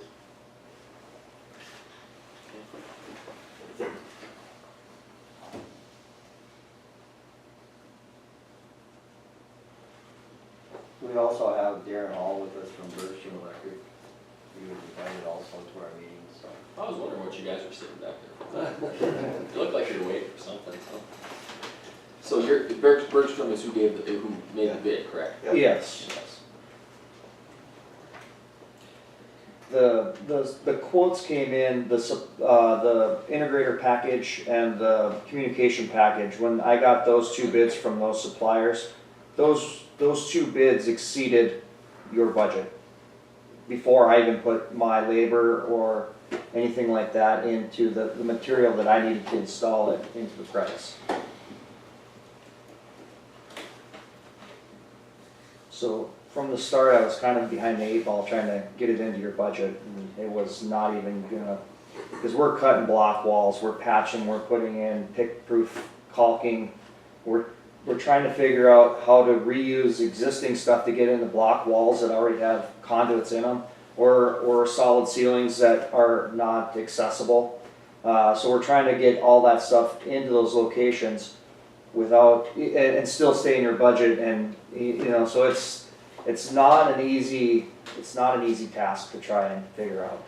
I know there was some comments made last night at the city commission meeting that why can't you use, just pull the cable there and leave it and put the cameras in later? Well, the problem is we're reusing some of those existing conduits that go through the inaccessible areas, and you would have to either pull the old cable out and use it to pull the new cable in, and then you run the risk of damaging all that stuff. You just double your labor doing that stuff. So there may be some cost savings with the camera package not going in, but you're gonna have more labor installing that stuff. And then in the future, when you pull out the old cable, you're gonna probably damage the new wire that you installed that haven't been used. It's just the nature of the beast. Darren, what other jails have you done this with? I've wired a brand new jail, I personally up in Newtown, the Newtown jail, and then the Rugby new jail, we did that one. We did a project up in Belcourt, I project managed that one, where that was a remodel and some minor detention upgrades, and I think we put a fire alarm in that one. So those are the, just that I've done. Okay. Bergstrom, were they involved with the one at Watford City? No, we weren't, no. That was one of the other plan holders that actually at the end did not. We actually had 3 interested contractors. Only one in the end, only the one submitted an actual bid. The other contractors were Magnum Electric, who has been familiar with jails in the state, and Wheeler, excuse me, Wheeler Contracting out of Minot was the third. But those 2 did not submit bids. Magnum's from Minot? Magnum's out of Fargo. Fargo, okay. So it's kind of specialty work. Not every contractor is going to take work like that. Oh, yeah. That's what, when we visited before the bidding, I know Rob and me, we're happy with Bergstrom's, being involved because they've got experience in doing this, so. And I can advocate all day long for this project and what we need to have done, cutting the surveillance system and putting that off and delaying it, I just don't see that as an option. I mean, if you were to come back and look at our existing surveillance system right now, you wouldn't hesitate. I also understand the expense portion. Well, the bottom line is that if we cut the survey, what's the bottom line need we're gonna have to get federal prisoners in? We gotta have the whole thing, right? Yeah, So why would we do 3/4 of the project and then have no benefit from the project other than it makes the jail better from a basic standpoint? But the whole point of this is so that we can keep the place full and not with the people we need to keep it full with. Right. Just to help you out, Adam, at the law enforcement center meeting on Thursday, I had the conversation about this electrical and intercom stuff, held down to just the 2 city commissioners and the 2 county, Ramsey County, Mark and me. And we didn't take input from anybody else. It was their call whether Ramsey County and the city, whether to go forward with the project. And all 4 commissioners were all in favor, I felt, to take the whole project on. Go the bid price and do it, but like I said, we invited Jason and Darren to both the city and the county meetings, and we wanted all the full commissions to understand this, what we're doing out there. We've put, what, 275 to 300 in our budget for this project, for this coming year. So really, all we're short is 125 for Ramsey County share.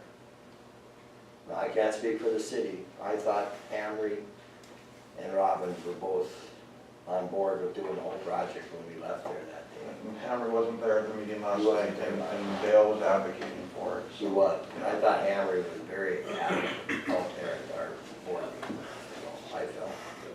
I guess I have 2 questions. Number 1, how the joint powers works for the LEC. The city of Devils Lake and the county of Ramsey, we own the building 50/50. Does it make sense to have either a subcommittee or a committee between the county and the city to make these determinations instead of bringing them to the full LEC board? I mean, because we're the ones paying.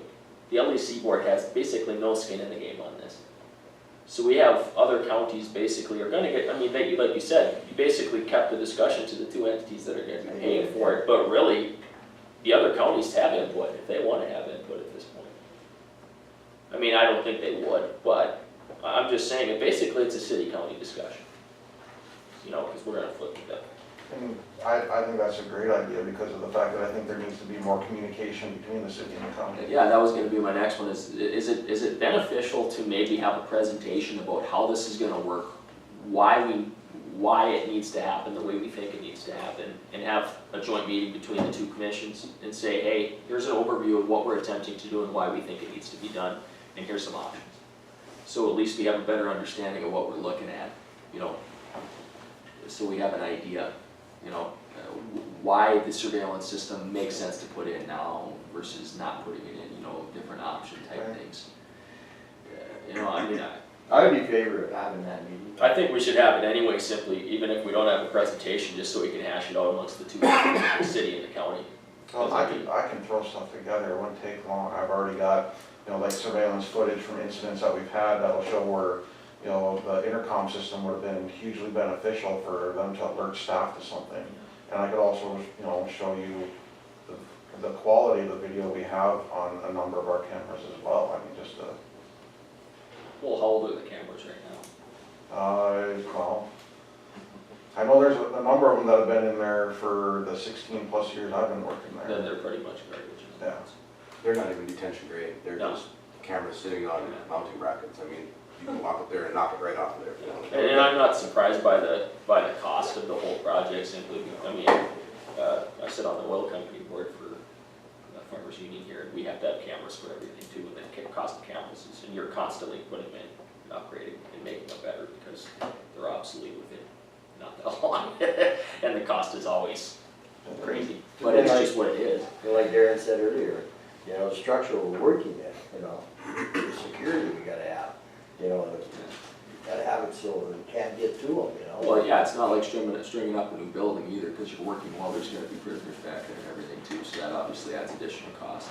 After the bid, I did obtain the main subcontractor's number to Darren. So, I mean, I know where that guy was at, so the amount of work that Darren's crew has to do and the price that he's got on there, whether he knew he was the sole bidder at this point or not, he still gave you guys a really fair price. So there's a lot of work that these guys have to do, and their portion is, it's legitimate, it's not inflated. In the conversation that we had at the board meeting, after the bid was opened, was, you know, how can we trim it, how can we cut it back, and one of the things that we explored was to make it so it wasn't an integrated system, so that when someone hit a button to get through a door, the camera just didn't automatically pop up. But when you really sit down and think about it, and our control room is our dispatch center, they're the ones that are controlling the doors. If they're in the middle of a 911 call, or they've got a lot of stuff going on, and someone needs a door open in the jail, they're not gonna necessarily have the time to go over, find that camera, pull it up before they open that door. They need to be able to have that automated and integrated system. If we didn't have dispatch, we just had a control room there, and that's all that they had to do, then yeah, I wouldn't have any problems with saying that we don't need an integrated system. But as long as we have our dispatchers running the control room as well, it's gonna prevent mistakes from happening. And Yeah, but then you're talking one-time cost of making the system integrated versus a yearly cost of you'd have to pull dispatchers out and have somebody running the control room, and that's a brainer. That's a no-brainer. right. We have one deadline, that's 18th October, right, Jason? We have to accept it. That's our, I think that's our board meetings down there. I mean, we can always ask these guys if you know, if they would honor their bids beyond that. I mean, that does happen. But yeah, as perspective, it's 30 days for the bid. What were you gonna say, Rob? Yeah, I was gonna say, our next board meeting, I think, is the 17th or 18th of October, but the bid's good for 30 days. So that would put us into the 26th, 27th. Yeah, we meet the 16th, so we got a little bit of time to figure this out, But I mean, if we're gonna have a joint meeting with the city, we'll have to set that up prior to that, so. yeah, it'll have to be next week sometime, basically. Sooner would be better, because also this time frame to put this in is 6 months. Wasn't that what it was, about 6 months you put it in? Yeah. So now you're into next summer already, before we'll even be able to accept these prisoners from other entities, so. And you know, both you and Jeff, if you go down to that building and look at how inadequate values and how a lot of the other stuff, nothing's been repaired, nothing's been fixed. I mean, we put a new roof on, we put new boilers in, we spent a lot of time and a lot of money on this building, and I just think that this is by far the way to go, instead of piecemealing it together and getting behind again. They had talked last night too at the meeting that they had went back to stuff they did years ago, and everything matches. We don't have to redo all the stuff. All your systems all still hook up to each other, if that's the right word. I think you said one of them was like 10, 15 years old. And Oh, yeah, Ward County. Yeah. They went through this same process. I did that one with them, I think it was around 2005. And obviously, Ward County put on that huge jail addition here. We started that design 2 years ago, and we didn't replace those systems that we did in 2005, we extended all of them. So this stuff, you talk about technology being obsolete, this stuff is a little different. It can be extended, it's gonna have a long life to it, so. Yeah, that was gonna be one of my questions was, as long as the cabling and everything like that is up to snuff, you can always replace cameras. Yep. It's plug and play to a point, but you It have to is. have the cable in there that's gonna have the capabilities to handle it going forward. So as long as we have, because if we're gonna put some pretty good money into it, we want some lifespan. Yep, and you will get that. And this isn't the Cadillac. A lot of people say, well, geez, you don't have to have that. It's not the Cadillac system, correct? No, this is probably, if I make bare bones recommendations, that's where we're at with this thing. There's other systems we could have added in this, like man-down systems. Somebody takes over a guard, somebody back in master control would automatically be alerted. There's a lot of other bells and whistles that we could have added into this thing with a lot more cost. And just the fact that your guards are still carrying keys. The day rooms are not controlled, they're not electrified now, and all that other stuff, there's a lot more we could have done in this facility at this point. And that's the kind of stuff you put into a new facility. That's the kind of stuff you put in a new facility. A guard never carries a key in a new facility. Every cell door, every day room door within the secure perimeter is also controlled completely. So, and we didn't even anticipate like associated intercoms for that in the future. The ones inside the day room is there. But if you would have a controlled door, you'd have to have an intercom on both sides, so if the guard is outside the door, they'd ring. We didn't add anything extra into this thing. So you've got a good, solid working facility when this is done. There's no frills in it.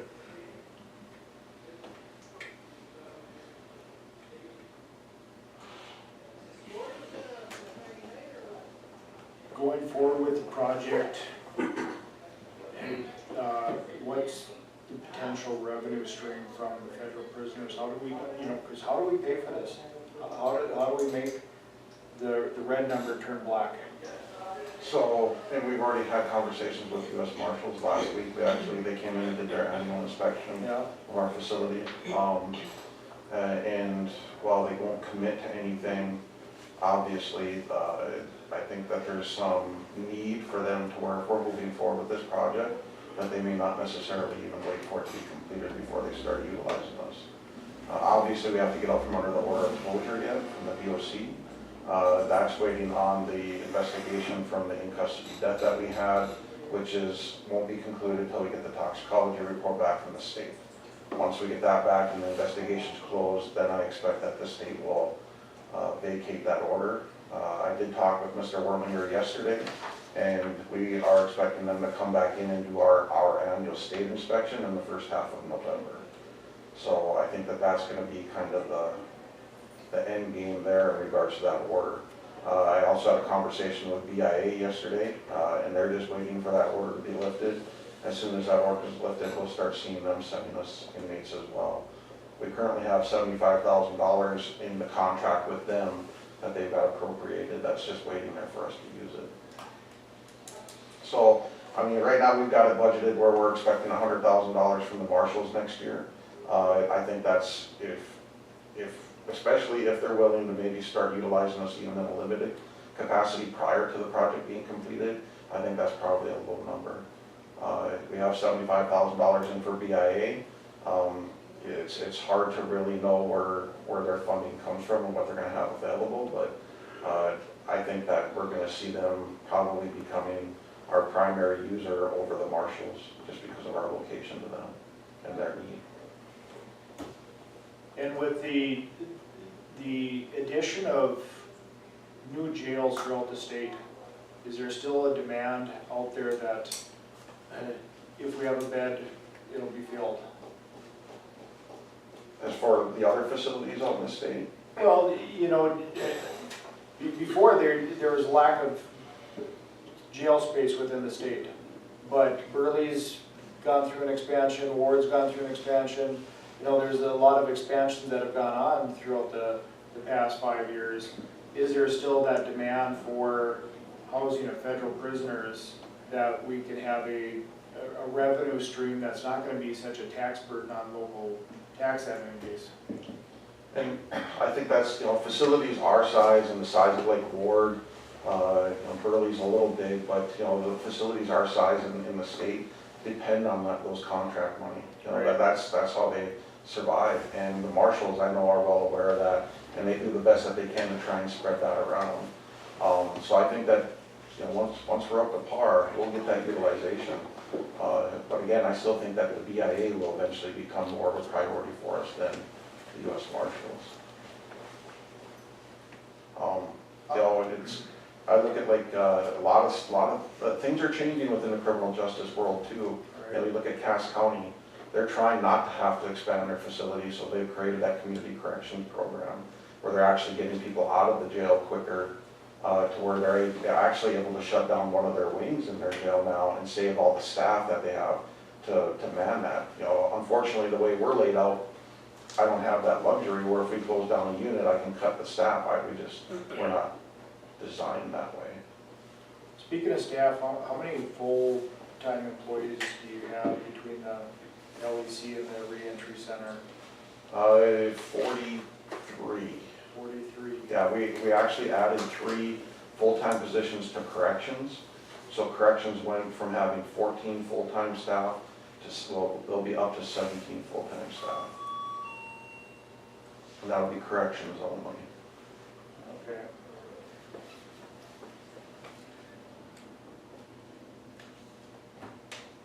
What was our jail count last month average? Roughly 75. 75 in jail count. Yeah. We're still running 40 to 50 out of Ramsey County. Yeah, I've been low 40s. Low to mid 40s. I mean, we've seen the figures that Kerry's given I us. know. I mean, I don't need to remind you guys, but, No. I mean, we gotta have a jail. Well, That's all we're at saying. the end of the day, the jail's we're gonna have to keep the jail. I mean, there's just no other way around No it. choice. So if we're gonna have 75 people from the local entities using the facility, we have to make it usable so that we can house those extra 25 to 30 beds with whomever we can get in there. Because every other prisoner that comes through the door from a different entity is cash gained. I mean, it costs money to house them, but you already have the people on staff that are there anyway. You might have to add additional staff costs and things like that, obviously, but at the end of the day, that's revenue stream versus right now, there's no additional revenue stream. The revenue stream is us. And it sounds, I mean, at the end of the day, if we don't go with the system that's going to make the feds, everybody else that's going to be using the facility comfortable with the facility, then it's not even an option. So I guess at some point in time. I don't disagree with. No, I know, I agree with where you're coming from. The project needs to go forward. I'm just concerned about how we come up with a way to pay for it. Well, at the end of the day, I mean, it's pretty much dead in the water unless the city agrees to pay their half. I I mean, it's just that simple. I mean, we can't pay for more than half of a project that we only own half of the facility. Because based on these as well, aren't you looking at about a $400,000 deficit next year? 390, but with that, we took the mill out. So normally the mill would have been applied towards that. Okay. So it would have been about 143, right around there, is what the deficit would have been. And that's the increase basically of those 3 positions that we added for labor costs.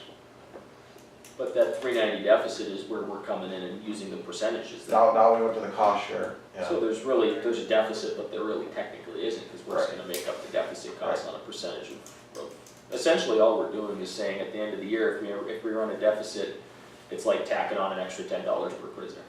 Yeah, that would be the alternative. It's would be to essentially, raise the- it's either that or raise your rates so up front, so then you don't run the deficit. Right. I mean, it's just that simple. We're gonna end up with the cost regardless. You guys aren't gonna run in the red, so, you know, reasonably speaking, so. I just don't believe the feds will bring prisoners unless we have a system. I mean, maybe it's favorable, but Well, we're gonna have to get the it's- blessing. It's gotta be done, that's the, and like I said, we believe that they may start utilizing us prior to that, maybe, as long as we're moving towards that end game and that there's a deadline set on that. If that's not happening, they're not gonna do it. Yeah. Well, I guess at the end of the day, if they have other options that have better, you know, better systems, better security, better everything for, I mean, they're gonna place the prisoners where they have the most safety and the best outcome. It's just that simple. And if we're not in the game, they're not gonna use us. I know this Whirlinger would be very disappointed if we don't do this. I don't know about the rest of the people down there in Bismarck, but I know he'd be very disappointed if we don't do this. I mean, just for the safety of our people that are working for us, the safety of the other prisoners. I mean, you got a camera on basically everybody, you know, and now you have proof that somebody gets beat up or, I mean, we've had that problem where we had no witnesses, you know. What is the city's concerns and why they decided to wait on going ahead with the project? The amount, I mean, I think they were hesitant even going in at the, you know, when we were talking about the 550. It was my impression that they were even hesitant about that. You know, they agreed to pay the half of the engineering fees without, you know, and verbally were committing to paying their half, but they really wouldn't. I think that they're just hesitant in putting forth that kind of money into the, I think they feel it truly is the law enforcement center's responsibility. How many prisons are there, how many county jails are there in, you know, conglomerate facilities and single county facilities are there in the state? Right around 20. Okay, how many facilities have this baseline of coverage that we're looking at putting in? You mean the camera system? Yes, how many of them have a camera system similar to this quality? Jason probably ought to figure it. I mean, I know you can't give us a perfect number, No, but but, ballpark. you know, when Botno just redid theirs, expanded theirs, so they went through, that's all brand new, same thing. Rowlett obviously has this, they just did that one. Obviously Burlington, Morton, Ward, Yeah. Yep. Watford City's brand new. Watford's brand new, the one at Stanley, that's all brand new, same stuff. James- Rugby you said is good. Rugby is one of these systems. Stutzman. Yeah, see, when we get to the southern half, You don't that's cover not my that. territory, that's our Bismarck. But what you're office. saying is So- it's a fairly standard Oh, operating yeah. thing now for jails. Yeah, It's just it that is. simple. Well, I guess what it comes down to is we've got to get together with the city and figure out what we're gonna do. And then we'll have to come up with a plan from there, depending on what, you know, how much they're willing to step up and incur costs. From our aspect, you know, like you said, we've got what, 300,000 in for next year, but if we came to a conclusion where we would be both willing to pay half, then our thought process the whole time was put it on a loan. We would be able to fit that in no problem then, because we would put over it would be probably 80,000 plus the interest or whatever, if it was 400,000 total cost, because we do it over 5 years. So we wouldn't have a problem fitting it in at that point then. So we already have 300 set in the budget Yeah. for it. Yeah. So we don't, like I said, we only have to come up with 120, 25 or whatever. Well, that's if you wanted to pay total cost up front, Yeah. yeah. But I mean, I guess our intent, I guess the discussions we've had at this level Right. is, we would like to put it on a loan and probably pay it off over 5 years versus Yeah. taking it as a one-time loan. Yeah, that's fine too. I guess that's how I was looking at it comparatively. But that's a discussion we can always have here too. Jason, do you think you could hold off everything till the end of this month? Yeah. Okay. like I said, they gotta hold it for 30 days for sure. If we need to extend it, we can talk to the contractors and make sure they're willing to extend that number Gives or us a little that way date. to get this meeting set up and Yeah. go from there, but Would you like at this point, do you want like a letter or recommendation from me at least that, you know, Yeah, that'd be the all bid right. is good and everything's proper and, recommend awarding the Good contract. idea, I can give you at least that, which is typically what we would do anyway, so. good idea, huh, Rob? Is it? If we're at the conclusion, we don't wanna start trying to cut this or break this thing. No, I'm not in favor To of go that back to at the all. drawing board, if you wanna move forward with the whole package, then I'll get you the recommendation letter. I mean, that's the first thing we talked about out there when we heard the figure was, what can we cut out? Well, that conversation lasted, what, 3 minutes, 4? Not very long. And everybody agreed that, all 4 of us agreed, well, we can't do that. I mean, I'm not in favor of breaking it apart, I'm in favor of getting it done, but at the end of the day, I don't think it's a negative to at least have options. So if they as a, I think the discussion we've had here, it sounds like we're pretty much on board, but if they're not on board, we're gonna have at least options to look at, whether it's gonna be coming back and trying to have the LEC pay for it through a loan system, if that's what they're getting at, if it's, there's gotta be a red line that we're not willing to go back off of in terms of, we think this is what has to happen type of thing, but. Well, that'd be my next question would be, what happens if we decide, yeah, let's do it, but the city doesn't? Does the LEC board have the ability to go ahead with the other half of the loan? I don't know how that joint powers is written or how it works. Let's cross that bridge when we get there. My concern with that is that at the end of the day, they own half the facility. Why in the hell should the other counties have to pay for an upgrade to a facility that they own? Right. It's just that simple.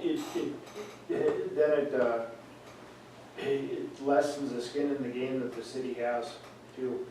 And I'm not in favor of that. I think they should share the burden with us. Yeah, and I understand their concern about the cost. I have a concern about the cost too, but at the end of the day, we have to do what's gonna be right for the facility because we just have to. Well, and, I understand the fact that we put all that work and money into it and still may not ever get federal prisoners in there, but it also comes down to the safety and security of the personnel in there. What do you think of that statement, Rob? A lot of truth to that, isn't And it? it's not even just staff, it's the inmates. That's where, for us, that's especially the intercom portion of it, that's all inmate driven. That's for their safety. We've had situations. We wanna have a good, safe and secure facility.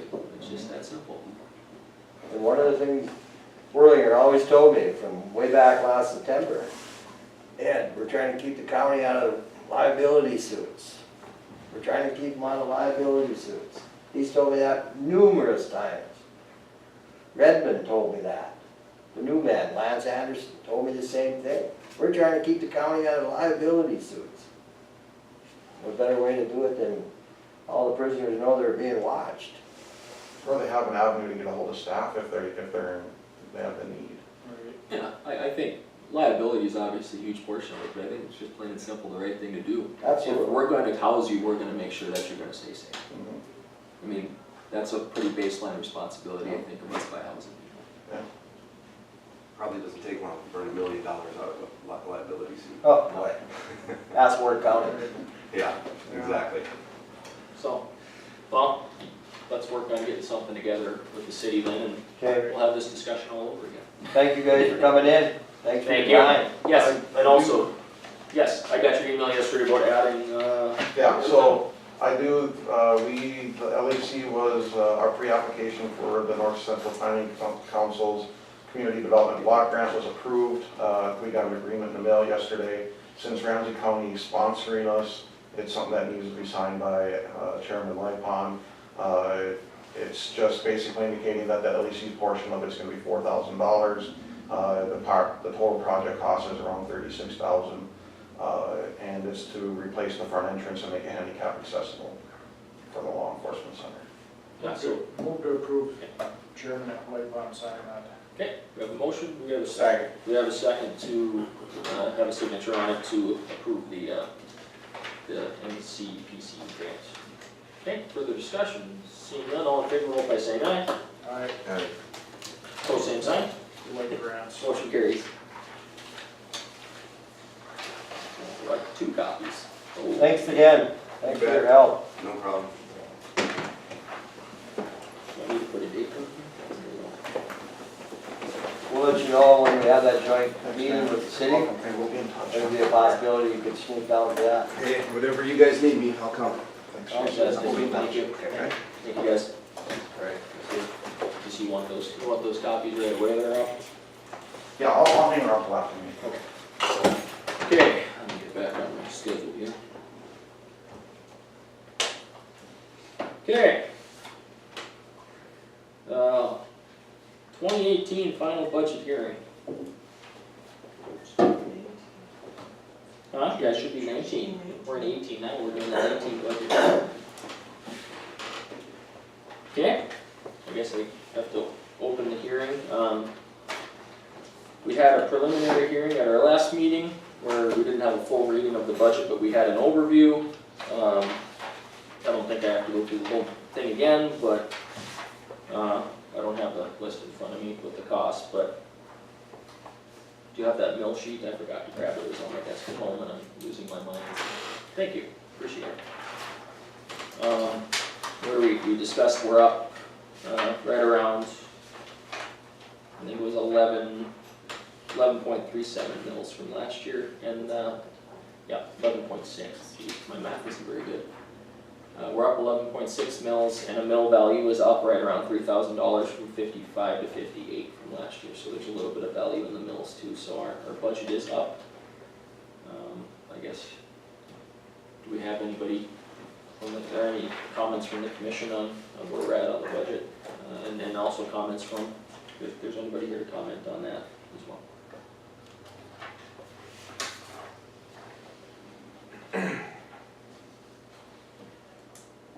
Crickets. I guess I don't have to explain it to everyone on the commission where we're at. We all know what's driving it, so. I guess I'm fine with it. It's needed. Choice. Oh, well, yeah, and I was, and granted, I'm not gonna throw these numbers around, but what did I do with my sheet? I'm losing my mind. Right here. I went and looked, and I've been talking about how, where are we gonna be at fund balances when we're talking about budgeting? And we're at 75% of the year right now, so it's actually a pretty good time to look at it. And granted, there's things that come into the general fund, and it flows back and forth during the year. But right now, we have, if my numbers were correct, 1.125189, so about $1.125 million remaining in the fund balance of the general right now. If you took every dollar out of the general that we still have funded to the general for this year, that's $963,000 and change. That would only leave us at $161,000 in the general going into next year. Our general fund balance, our budget for this year was $3.278 million. So if you take the number off of that, that leaves us 5% of the total budget. We're, most places like we've talked about, the school shoots for what, 10 to 12%. At least, Yeah. minimum. And granted, that 963, we're not going to take a full 963 out. We're probably going to end up more, I would guess, probably $400,000 to $500,000 overrun. So we're not any, we shouldn't go any lower than that. Is my point. So all of those mills that we're putting on for the LEC and the additional costs of doing a camera system, I think are beneficial even if we don't spend the total dollar figure on the camera system just to rebuild the general going forward. So if we have any cost underruns on those things, we got some additional dollars going forward, unfortunately. It's just, and some of the other ones were in pretty good shape overall.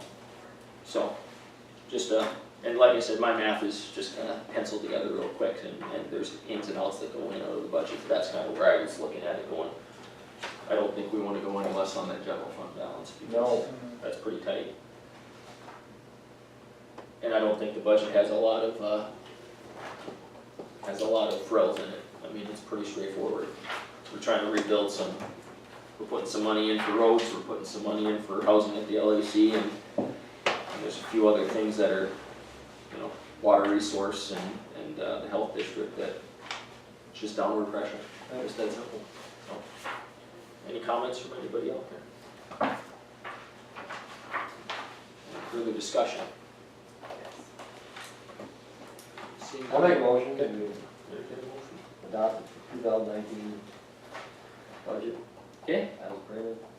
okay, do we have a second? Second. We have a second. A motion to second to approve the 2019 budget as presented previously. Further discussion on that motion? We ended 2017 with 584,000 in the general.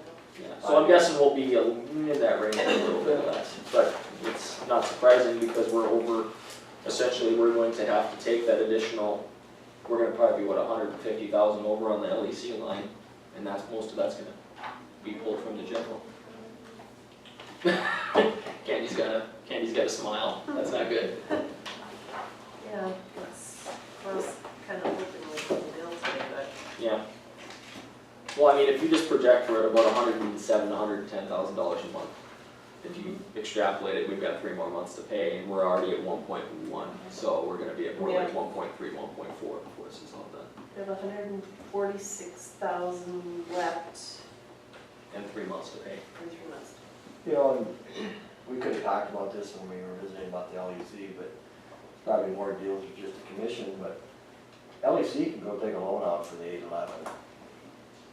I mean, but who's backing the LEC but us?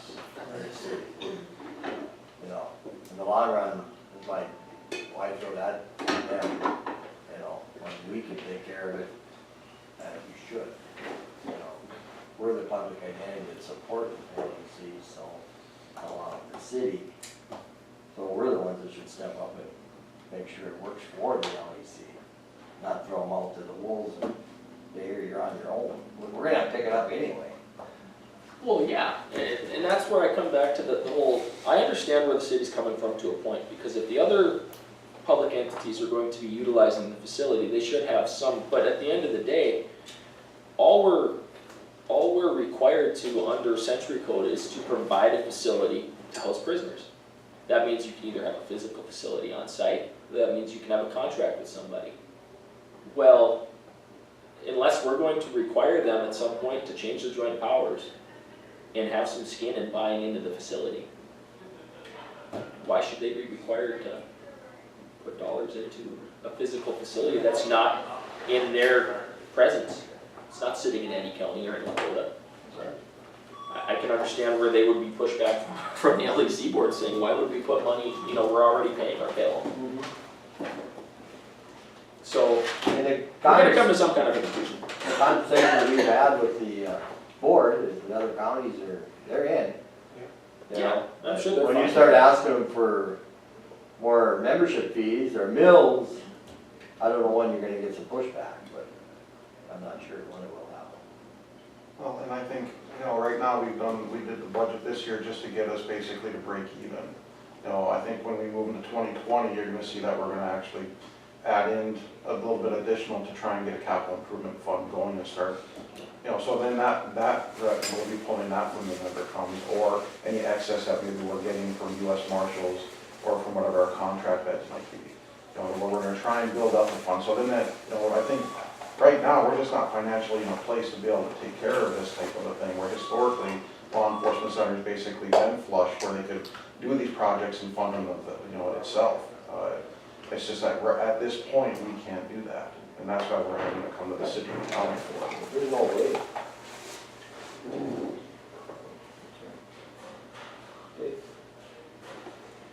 It's a long discussion. Okay, we have a motion on the floor to approve the budget as presented for 2019. Further discussion? As far as evaluations, we can use those salaries that were in there, right? Yeah. Okay. Can approve it. Yeah. But we had what, 2% cost of living and then the step, correct? Step plus 2%. Step plus 2, so, yeah, that's what we'll use for the evaluation process to move forward then, coming in December 1. Has to be done by- November 1, excuse me, November 1, so it's coming after by December 1. Okay. Further discussion? Seeing none, I'll take roll call on this, please. I have one question. Oh, sorry. Part of this budget is the stuff from Blue Cross, with like the dental and the vision. Yeah. Are we, It wasn't. It wasn't.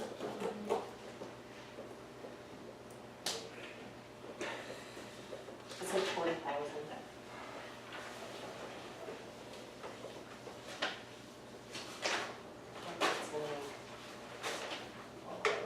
number, it's not gonna make the number go down by Yeah, 100,000. it's less than a mil, right? Yeah, So, What was the total cost? 40.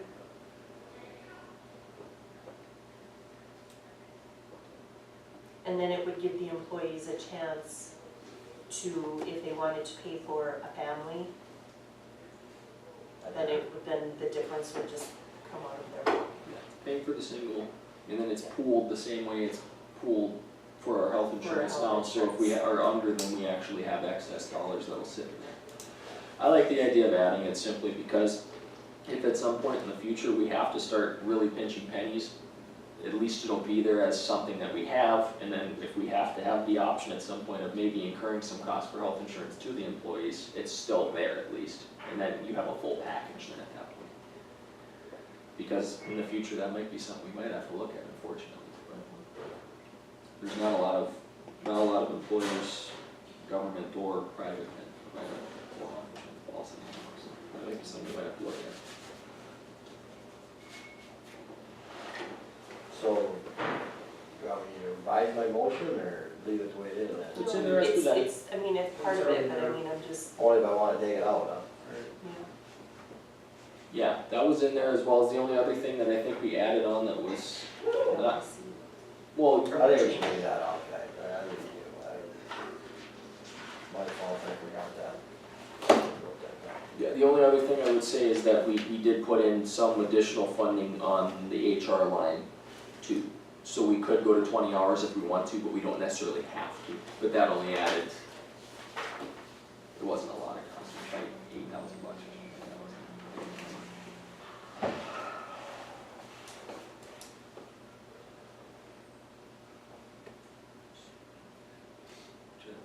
So we're not automatically adding it to 20 hours, we're just leaving it at 12 with the option to go to 20. Well, we're adding the funding so we can go to 20 if we want to, yes. That would be my inclination. We haven't necessarily approved going to 20 at this point. but see, the dental and the vision is almost like the health insurance, where it's just a pot, like, Yeah. you know. And like Carrie said, that since we're a self-funded group, it's a no-brainer to, we would actually make money. So we don't have to do like So 15 we root canals or wouldn't, something. yeah, you know, so next year, you know, this year it's 40, next year it may only be 15.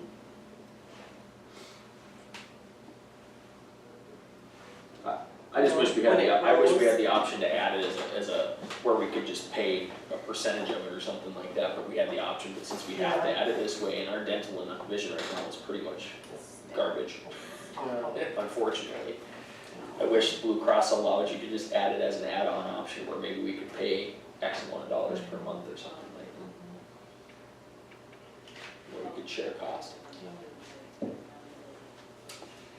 I'm fine with leaving it in that. I'll let the discussion continue.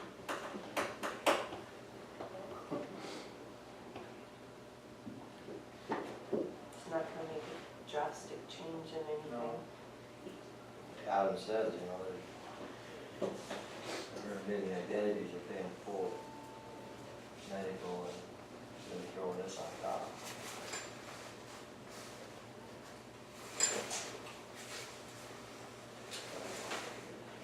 I think historically, you know, we've probably laid in wages too, and that's partially why the healthcare has stayed where it's at.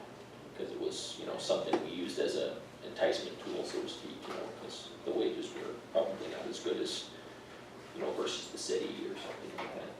And I think we still probably lag a little bit, even from the city's pay scale, but they also, you know, they require a little bit of cost share on the health insurance.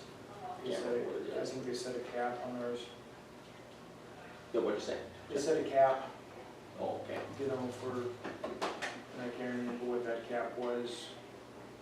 Yeah, but in the cap, like, yeah, in the cap, they have full dental Right. vision, I think, and everything like that, but they just put, they pay a certain percentage with the cap dollars. And that's why I think even if we don't go with it this year, I think it's something we should look at in the future to have Cause then we can always pull back and start doing a cap thing like that if we want to kind of do a mix in cost. But I mean, I don't wanna have to do that now, cause that's a much larger discussion than right now. Okay. Okay. Okay, we have a motion in a second, and we have a discussion on it. We're gonna use 11. Okay, well then I guess we go for the discussion. I'll ask for a roll call, please. Fred, Aye. Olson, Aye. Brown, Aye. Lightfoot. Aye. Motion carries and the budget is approved for 2019. Thank you. Thank you. As always, the process is long and a lot of stuff goes on, and I appreciate all the work you've done on it. And everybody that has to go through the process, and all the department heads and everything, it's always a task, so. Okay. With that, we don't have any unfinished business, down to new business, and we're skipping all the way down to the Transportation Alternatives Program. That's just the letter that tells us that it's an option. I think Rocket at one point in time put in one under that program and they didn't get any money for it, but they did, you know, for accessibility for sidewalks and things of that nature, so. And what's the deadline on that again? December. So we got some time, so. Let's remind some of the cities and let's see if maybe there's some kind of a program. And did we use TA money for that graveling project up there? What was that again? Or did we just, there was some kind of a grant that paid for that? Gravel, which Up project? at the cemetery. Oh, no, that was, maybe it was this. There was some kind of a grant though that paid for the It had to do with Gowan or. historic site. Yeah, it was something, preservation or something. Okay, but this TA program is, if there's some projects out there, we can make it work, so. Okay. Approve lodging rate increase for effective October 1. What's the rate right now? 83.70, 83.70 and it's moving to 84.60. 90 cents. Move to approve. Second. Okay, we have a motion and a second to approve the lodging rate increase. Further discussion? Seeing none, all in favor, vote by saying aye. Aye. Pose same sign, motion carries. State Fair Delegate Appointment. Who's it been? This Fred, I went last year, guys. You went, you did get there? I was appointed and then Jeff was, I couldn't make it, Jeff went for me. So that was, again, a thank you. When is it, November? 15th of November, I think. Yeah, we were still harvesting corn back last year at that point. Well, if you decide not to go, give me a call. I would go. Would you like to go again? I'll go again. No, Would you like to make a motion then? I'll go. Okay, we have a motion, do we have a second? We have a motion and a second to appoint Commissioner Frith as our delegate to the State Fair Board meeting. Further discussion? Seeing none, all in favor, vote by saying aye. Aye. Pose same sign, motion carries. I usually get a lot of first-hand look at the fair about 3 or 4 different days, so. Well, it's not up at Minot this year. It looks like they're having their meeting at the Dakota in Bismarck. Well, they are. Yeah, Really? yeah, They probably booked the meeting room or something. yeah. They switch it back and Do forth. they? When I was at Ramsey one year, the next year. Oh, so I didn't know They that. go back and forth. Interesting.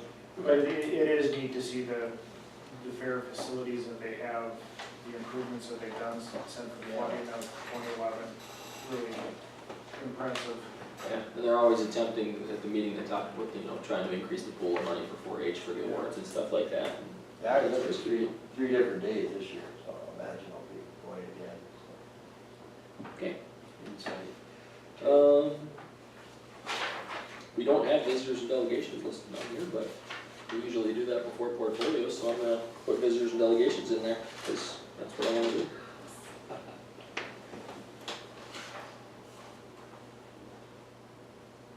Do we have any visitors and delegations? I take it that the liquor ordinance was taken off of this meeting? It's not on this meeting, it won't be until, October 16th. yes, the second meeting, yes. Okay. Because you had to have so many days from publication until that. Right, and it's been, I think it's been over that, because I think I knew about it I knew about it before race season was over. And we've been done racing for over a month now. No, that was discussion about it. Oh, Yeah, we discussed it, we decided to go with it, and then we always put the hearings, the Sure. first hearings at the second meeting since it's the evening, so that Okay. everybody can make it outside of work hours, so, but we appreciate you coming in, and I'm sure you'll be there at the That's second one. Yeah, I don't know if I can make the second hearing, cause I'm going to the Bahamas, so. Oh, okay. That sounds like more fun than coming to the Lincoln. Oh, yes, but when it kinda Well, I mean, we're deals more with than your happy, business. well, we're more than happy to listen to your comments, if you're not sure if you'll be able to make it, I guess if nobody else has a problem with that. I guess probably my major concern is currently Rose holds the liquor license. She is a Minnesota resident. This is the same liquor ordinance that Lonnie drew up 2 years ago. Correct, yeah, and at that point in time, Lonnie's opinion under the ordinance is it was fine. Right. So, you know, the thing is, it has in here that you have to be a North Dakota citizen or North Dakota resident to hold the liquor license in Ramsey County, whereas the state, it doesn't matter under the state ordinance. And you know, it's not a big deal. Rose has a residence here in North Dakota, but she just wishes to keep her primary residence in Minnesota. But not only that, you know, if we decide to sell in 5-10 years, is that going to hurt our opportunity to sell somebody out of state and get, you know, a bigger dollar amount?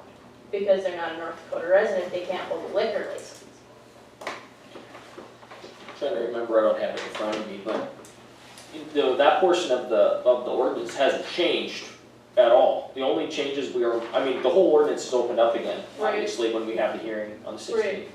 But the only things we've changed are the server training, or we're looking at changing, are Yeah. the server training, and then I think we're taking out some language on Sunday opening stuff because the legislature changed their language, Right, so we're right. matching it up. Right. I guess. Yeah, the what we were sent was what Lonnie had drafted up 2 years ago, and then Yeah, just then I with had changes. made my suggestions, and then we altered it from there. But what you got sent had lines drawn through it, Okay. and those lines are where those changes are gonna be made. Okay. Yeah, and I think the opinion at that point of Lonnie was that if you have a physical operator, that still counts the same as the person holding the license, correct?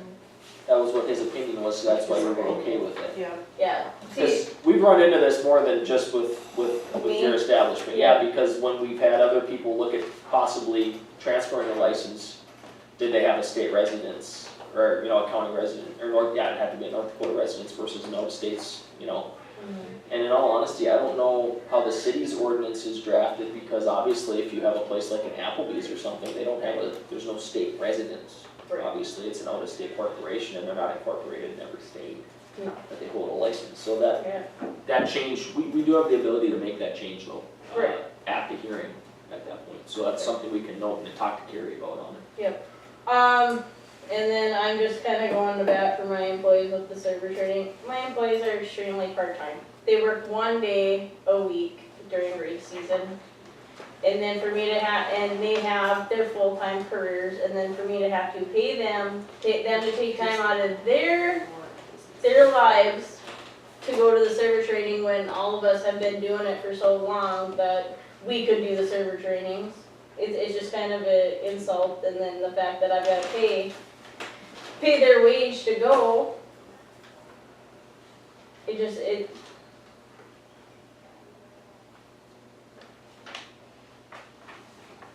You know, I can see if we've had infractions, but we've never had an infraction.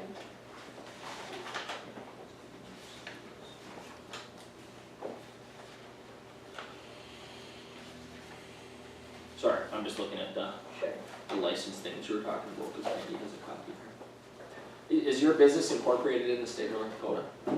Yes. Yeah, the checkered flag is, but Yeah, but but you still have to have, when you apply for your liquor license with the state, it still comes back under Rose Olmsted, it doesn't come No, but, yeah, but. as a guarantee. Yeah, but the thing here says, it says, the person has to be a resident of North Dakota or a business incorporated in the state of North Dakota, so you fall under that provision, Okay. and that's where Lonnie, that's where his opinion was. Right, And- I think that's what I made him change. Yeah, and I think that's a reasonable thing to have in there, because that's how I think a lot of the other businesses that are some of the other bigger businesses, I don't know how they get around that, because they're probably not well, I would assume though, if you're doing business, you have to have an incorporated license here though, through the Secretary of State, I don't know how you couldn't. Don't we have that issue when Ed's Bait Shop was going Yes. to, they were out of state? Yeah, but they were gonna be incorporated here. Yep. You know, because you have to be incorporated here to do business if it's all local, so that's always where we have the provision. Okay, but I'll talk to Carrie about it on that.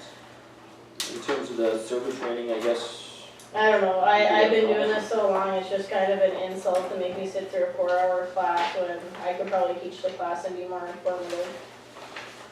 And our staff works 1 day a week, and that's on a Saturday for 16 weeks. You know, and I know that they're carding people, I know that they're not over-serving people, I mean, it's just, I can see if you got, some young kid that's 21, never, seen it, but when you've got senior staff that's been there, done that for so long, it's just kind of an insult. I don't think it's meant as an insult specifically to your. No, I'm just saying as a whole, but, and we're so small to send 3 people for 16 weeks of work, and you figure if it's 4 hours, and that's 4 hours of wages for 3 people, when they already have full-time careers for 16 weeks of work. How many bars do we have in Ramsey County? 12? That's up in that 12 area. You want us to exclude one? Not gonna happen. No, You're wasting your breath. No, I'm not saying that, I'm just saying like it should be up to us as the employer to send them. It shouldn't be mandatory. I can see if we've had an infraction, but we haven't had an infraction. We're gonna mandatory it. Go to the health department wants. That's where it's coming from, right? Well, that's who's brought it to us, and who work. Well, that she brought it 2 years ago, and that's why Lonnie decided that we needed to rewrite the liquor license, or the liquor. Well, we rewrote the liquor license because it hadn't been redone since 1932. Right, and it was completely justified. It's like a parchment paper or something. Yeah.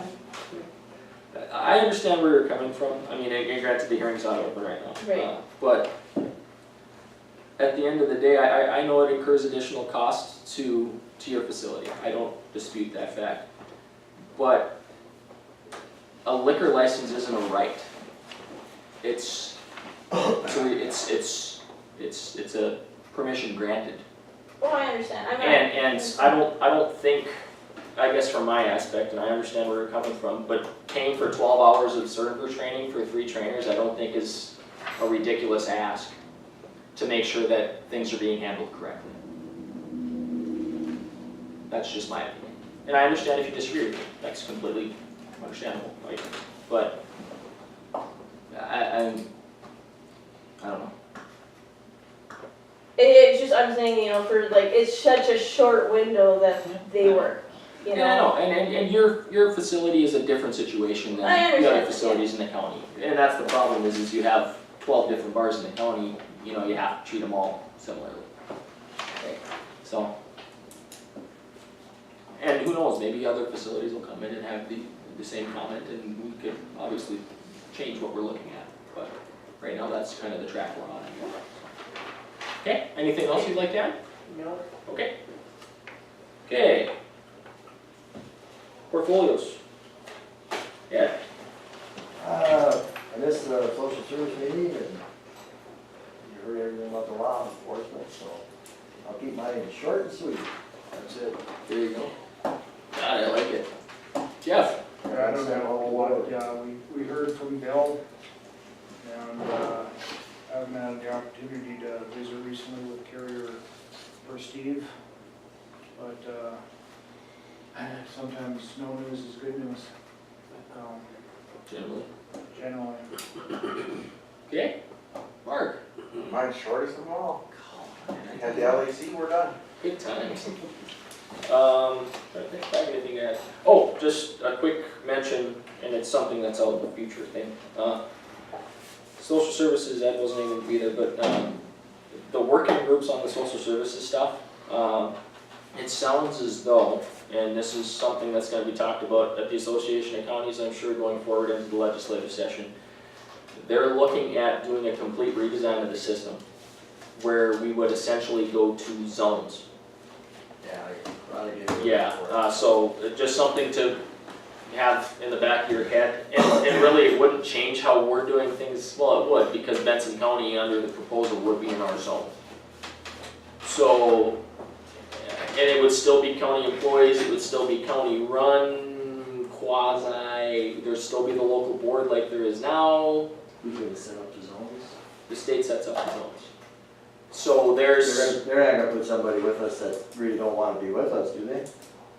I don't, do that. I think that would probably be open to debate, obviously, but that's something we're throwing out there for discussion. So just something, if you guys have a chance to look at it and talk to Rhonda and myself, I have to so you can take a look at it, so. County Housing Authority the next week, and Forward Devils Lake is tomorrow. Other than that, remember to, it's October now, so remember to get everybody's, evals done for your department heads and everything like that, because they need to be done by October 31, so, or November 1, I should say. How about a date for the city meeting, where we're gonna meet? Oh, good question. We're gonna have, Yeah, yeah. what day next week? And my next week is shot. Monday through, or Sunday through Tuesday, I'm at the Association of Counties. Tuesday night, I'm back. Wednesday morning, I have a board meeting. Wednesday, I have to go back to Bismarck for a water commission meeting the following day. And then from there to go to Fargo for the Lake Agassiz Association meeting. Oh, wow. Yeah, your week is shot. Next week is shot, so if you want to meet without me, that's fine. We'd love to have you. I know Lucas said he'll be back on the, I think it's like the 4th, so like Thursday or Friday, so he'll be here on next week and he wants to just fit it in. So next week's pretty much out then. Well, Monday, Tuesday, you guys are out. Yeah, we're gone Monday, Tuesday. Right. Association of Counties. Jeff won't be able to be there, so maybe would it be possible to do, goodness. The next Monday after that, in the evening, we've got social services. Unless we did it sometime during the day, afternoon of. Can we do it this week? Yeah, let's see it on that Monday. Friday. We could do it this week. 3-day notice. Yeah, they're out next week and a week after. Well, when are you gonna be here next week? Next week I'll be here Tuesday night. And then Wednesday. Then you're gone Wednesday on. Well, Wednesday I have our board meeting Wednesday morning, probably lasts till 10:30. Well, could we shoot for next Tuesday night? Because you'll be here Tuesday night. It'd be home late though. Well, it would depend on what time I leave the association. Well, we usually leave there around noon. What about Thursday? What about Thursday? How about Wednesday night? Candy's saying Thursday, why Thursday? How about Wednesday afternoon at How about this Thursday? 6 or 7? Oh, you want it sooner the better, she said. That work for you, Jeff? What about Thursday? Thursday I'm not gonna be here. We can't wait This till. coming Thursday? Oh, this This Thursday? This coming Thursday I'm here. I think that's awful, I mean, I'm not saying, I can be there. I'm not saying, it's just short notice for the City. city possibly, you know. Well, I mean, How about Friday 24 this hours. week? I'd be fine with Friday. I can do it any day this week, I'll be around. I'm not going anywhere. Yeah. I'm not going to the Bahamas. Friday at 9? I'll be here. Yeah, that works. They don't let me leave. Lucas will be back, Adam? When? Friday? I don't know what day he comes back. I think it's either Thursday or Friday, but I'm sure if he's flying on Friday, he won't be here. I don't know how long the flight is, probably 48 hours. What it comes down to is we can't schedule around him if he's not here. It's just that simple. This week, or the next week. I mean, I'd like to have his voice there, but at the end of the day, if we want to get this done. Following third week, we can't. we got a regular meeting and, yeah, we're gonna schedule a special regular meeting and a special law enforcement center meeting. But that's on the 17th. Is there any possibility, since we're already meeting on the 16th on a Tuesday, that they could come in that evening to our regular meeting? But they're meeting the day before. That's a good point. Yeah. Well, yeah, but I mean, if they're here as a whole, they can schedule it as a regular meeting, a special meeting for them, just to talk about that one subject, and they can make a decision here too then, if it's noticed. If all, if they've got a quorum. It's no different than if we have a special meeting on Friday, they've gotta notice it. Okay, I guess you've got some days then. Yeah, I mean, I try to get it, set it up, I mean, I guess we leave it in Candy's hands to figure out when it'll work for them. But, I mean, Thursday or Friday of this week, Tuesday evening of next week, or maybe the 16th that Tuesday, during our meeting, would all be days that would work. Wednesday won't work for you next week? Jeff? Early afternoon, I'd like to get back to Bismarck at a pretty reasonable So you time, could I do guess. Wednesday morning though. Well, Wednesday morning after, say, 10. That'd be, I don't think our meeting lasts more than 30, 40 minutes, will it? For? With the city. I I would don't believe guess, it'll take very long. I would guess a full hour, it was probably the allotted time frame. 11? 11, 11 on that next Wednesday or something like that. Wednesday the 10th. If we can get it, that's fine, then I think that'd be okay. It's all right with me. Mark? I'm like Adam, I'm not going. Mark's not going anywhere. Mark's gonna be here. He can Graham's make that. Island maybe, but that would be about it. Just trying to think next week. Yeah, I don't think there's any, we'll be just cutting beans hopefully, so we can make it all work. Because Friday I won't be here. Okay. So Well, I mean, you've got some times That's now and three some dates, so just try to make it work and give us an email and we'll go with it. Yeah. Give us something. Yeah, well, That'll work for you, Rob? I'm- Why don't you, Yeah, Carrier yeah, pigeon well, text. he's there. Oh, it yeah, works. I'm locked into radiation at that time, sorry. Oh, yeah. Yeah. We gotta work on this. And I'll actually work on throwing some stuff together, so. Yeah, we wanna give you a little bit of lead time so you can put your stuff together too, and so. Okay. I guess one thing I'd like to throw out while everybody's here and Kevin's here is that we've had some discussion with some people up at that Chain Lake Cemetery and wondering about how we can help with either restoration of that or getting to it. Had we had a little further heads up, we possibly could have put it on our cattail spraying list and sprayed that road. Chain Lakes or, Chain Lakes. I don't know which one. That's up in DeGrove Township. Right across from where Garland Hoisted's farmstead is. Yeah, boy, that road was washed out. Well, big time. yeah, it's washed out and the cemetery was partially in water. Oh. I think it's probably out of water now, but there's an awful lot of cattails in there. They were looking at probably going in there and looking at the headstones, and probably the headstones were tipped over or moved with the ice and water. So Garland Hoisted had a map he brought in. Steve was able to copy that map of the plots in the cemetery. So we have that, he printed copies off, and then we have a digital copy as well. And we did that on behalf of the commission. So Steve printed those copies for him. And so, I don't think it cost us more than a few bucks to print, but I thought we could do that for him. But something to consider is, and I know they have a group that's gonna ask maybe Senator Holden to look into some funding for protecting that cemetery and any other cemeteries that could be potentially damaged in the future by rising waters. Whether it be a ring dike, NRCS has a cost share program for farmsteads with ring dike programs. Why not a cemetery? But we have to get it out of the water and get there. But I think it's gonna be a long road to hoe. Yeah. Um, I bet that road washed out 2 feet. I'm sure it probably has.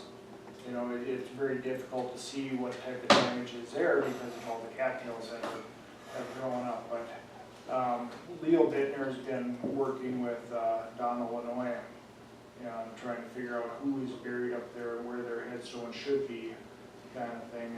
And maybe they can, you know, if there are still some active members within that church community. Because once there's no more members, then it's an abandoned cemetery, and then that responsibility comes towards the county. I can't honestly answer that, I don't know how that works. You know, I don't know how that, because I think the abandoned cemeteries, we go out and mow, you know, right? We're kind of responsible for that, but I don't know where our responsibility starts and where it stops, kind of thing. Well, they've still got a cemetery association too, don't they? Because I remember Leo had talked to me about this in the past too, and I think they have, then there was an article in the Herald or something about it a few years ago, if I remember correctly. Right. And they had a cemetery association at that point in time with money, and they were trying to clean it up a little at that point when it came out of the water. Then I think it came back up, and now it's back out a little bit again. And the question is, how do you get in there reasonably? Right. Without costing a ton of money to try to get the road put back into it. And we kind of ran into that roadblock at that point too, saying, well, Well, you so know, my is there any idea alternatives to? that floated around was, you know, possibility of having a training exercise for the engineering battalion at Camp Grafton and having them help build the road. Whether or not the state would be interested in doing that, I'm not sure, but, and I can't remember how many people were buried out there, but, you know, quite a few people were buried out there. I think Joel Storstein's ashes were spread out there or deposited out there. That's where he wanted to be buried. And so, but the church has been gone for, you know, probably 30 years. How much water around this road? It's dry now, but it's washed Dry out quite a ways? A good 10, 20 feet. Yeah. How long is the road, you know? Oh, it's about a mile and a half. Yeah, it It's off goes from County like, road? where Township. the road, Township. the Grove Township School was, goes west to, what, Lake Alice kind of thing, and then back north. I've gone over there and looked before, but it's, you can't even tell where you're supposed to get in anymore, because it's been so overrun with that. I was there a couple weeks ago, and the water's gone, but it's at least not washed out that far. Yeah. Four-wheeler to get you there. Probably would, Probably, as long as there ain't any big holes. yeah. As long as Run you're across careful. the lake bottom where the water was, or that's pretty smooth? Yeah, I think so. I think you can come in from the north if the crops were gone. Yeah, I think it's Yeah. probably. Yeah, I think that's how they were getting into it in the past, is once the crops were gone, they'd come in from the north. Yeah, you know, something should be done, I guess, I don't quite know what, but, I'm not sure, you know, we should look at it. I think if we gave them our support to contact, you know, on behalf of blah, blah, blah, you know, requesting some support or Oh, absolutely. looking in from a federal standpoint or a state standpoint to come up with a way to protect these cemeteries that have been in the water and, you know, prevent them from happening again. When I was up there in County 10 and went to the west end of it, you know, before it turns north. And you'd look out on that trees and you could see buildings, it was like, it really bothered me. I mean, it was like, oh Jesus, you know, they lost their whole place. I mean, they lost everything they worked for their entire life. And I know of numerous people, like I've said before, that have lost their whole place on this lake. And some of them are still underwater, but Yeah, you that's look at, pretty dreary looking at deals like that. you look at Garland Horsted's Yes. area, it looks like a bomb went off. It looks like Oh, yeah. aftermath of Hiroshima or something, because the trees are all dead now and things have been moved off the foundations, and it's really a sad, disparaging picture when you look at it from recent aerial pictures. You know, before there used to be some trees that still had some leaves on them and High spots. high spots in there and some, but now it's just, everything is dead and it looks pretty rough. You know, when we built 10, you know, we looked at it a number of times, you know, why are we doing this? But I'm sure glad we did it, you know, we had the money once, so. So, some food for thought anyway. You know, if we can come up with some ideas, and I know there's some people out there that really appreciate it. Yeah, we had loved ones out there that you hadn't seen their grave for 25, 30 years. Right. I mean, I guess we should look into this. See what can be done. You got any ideas, Kevin, or? No, it's gonna take a pile of money. I'll try to get some pictures. Just try to get some pictures, what we can do. Take a photo. Yeah. Yeah, the problem you've run into in the past is that FEMA won't, if there was any FEMA money available, they won't put money into something that's not school bus route related or something like Leads to a that. home. Yeah, it leads to a home, and they won't treat a cemetery the same, unfortunately. Yeah.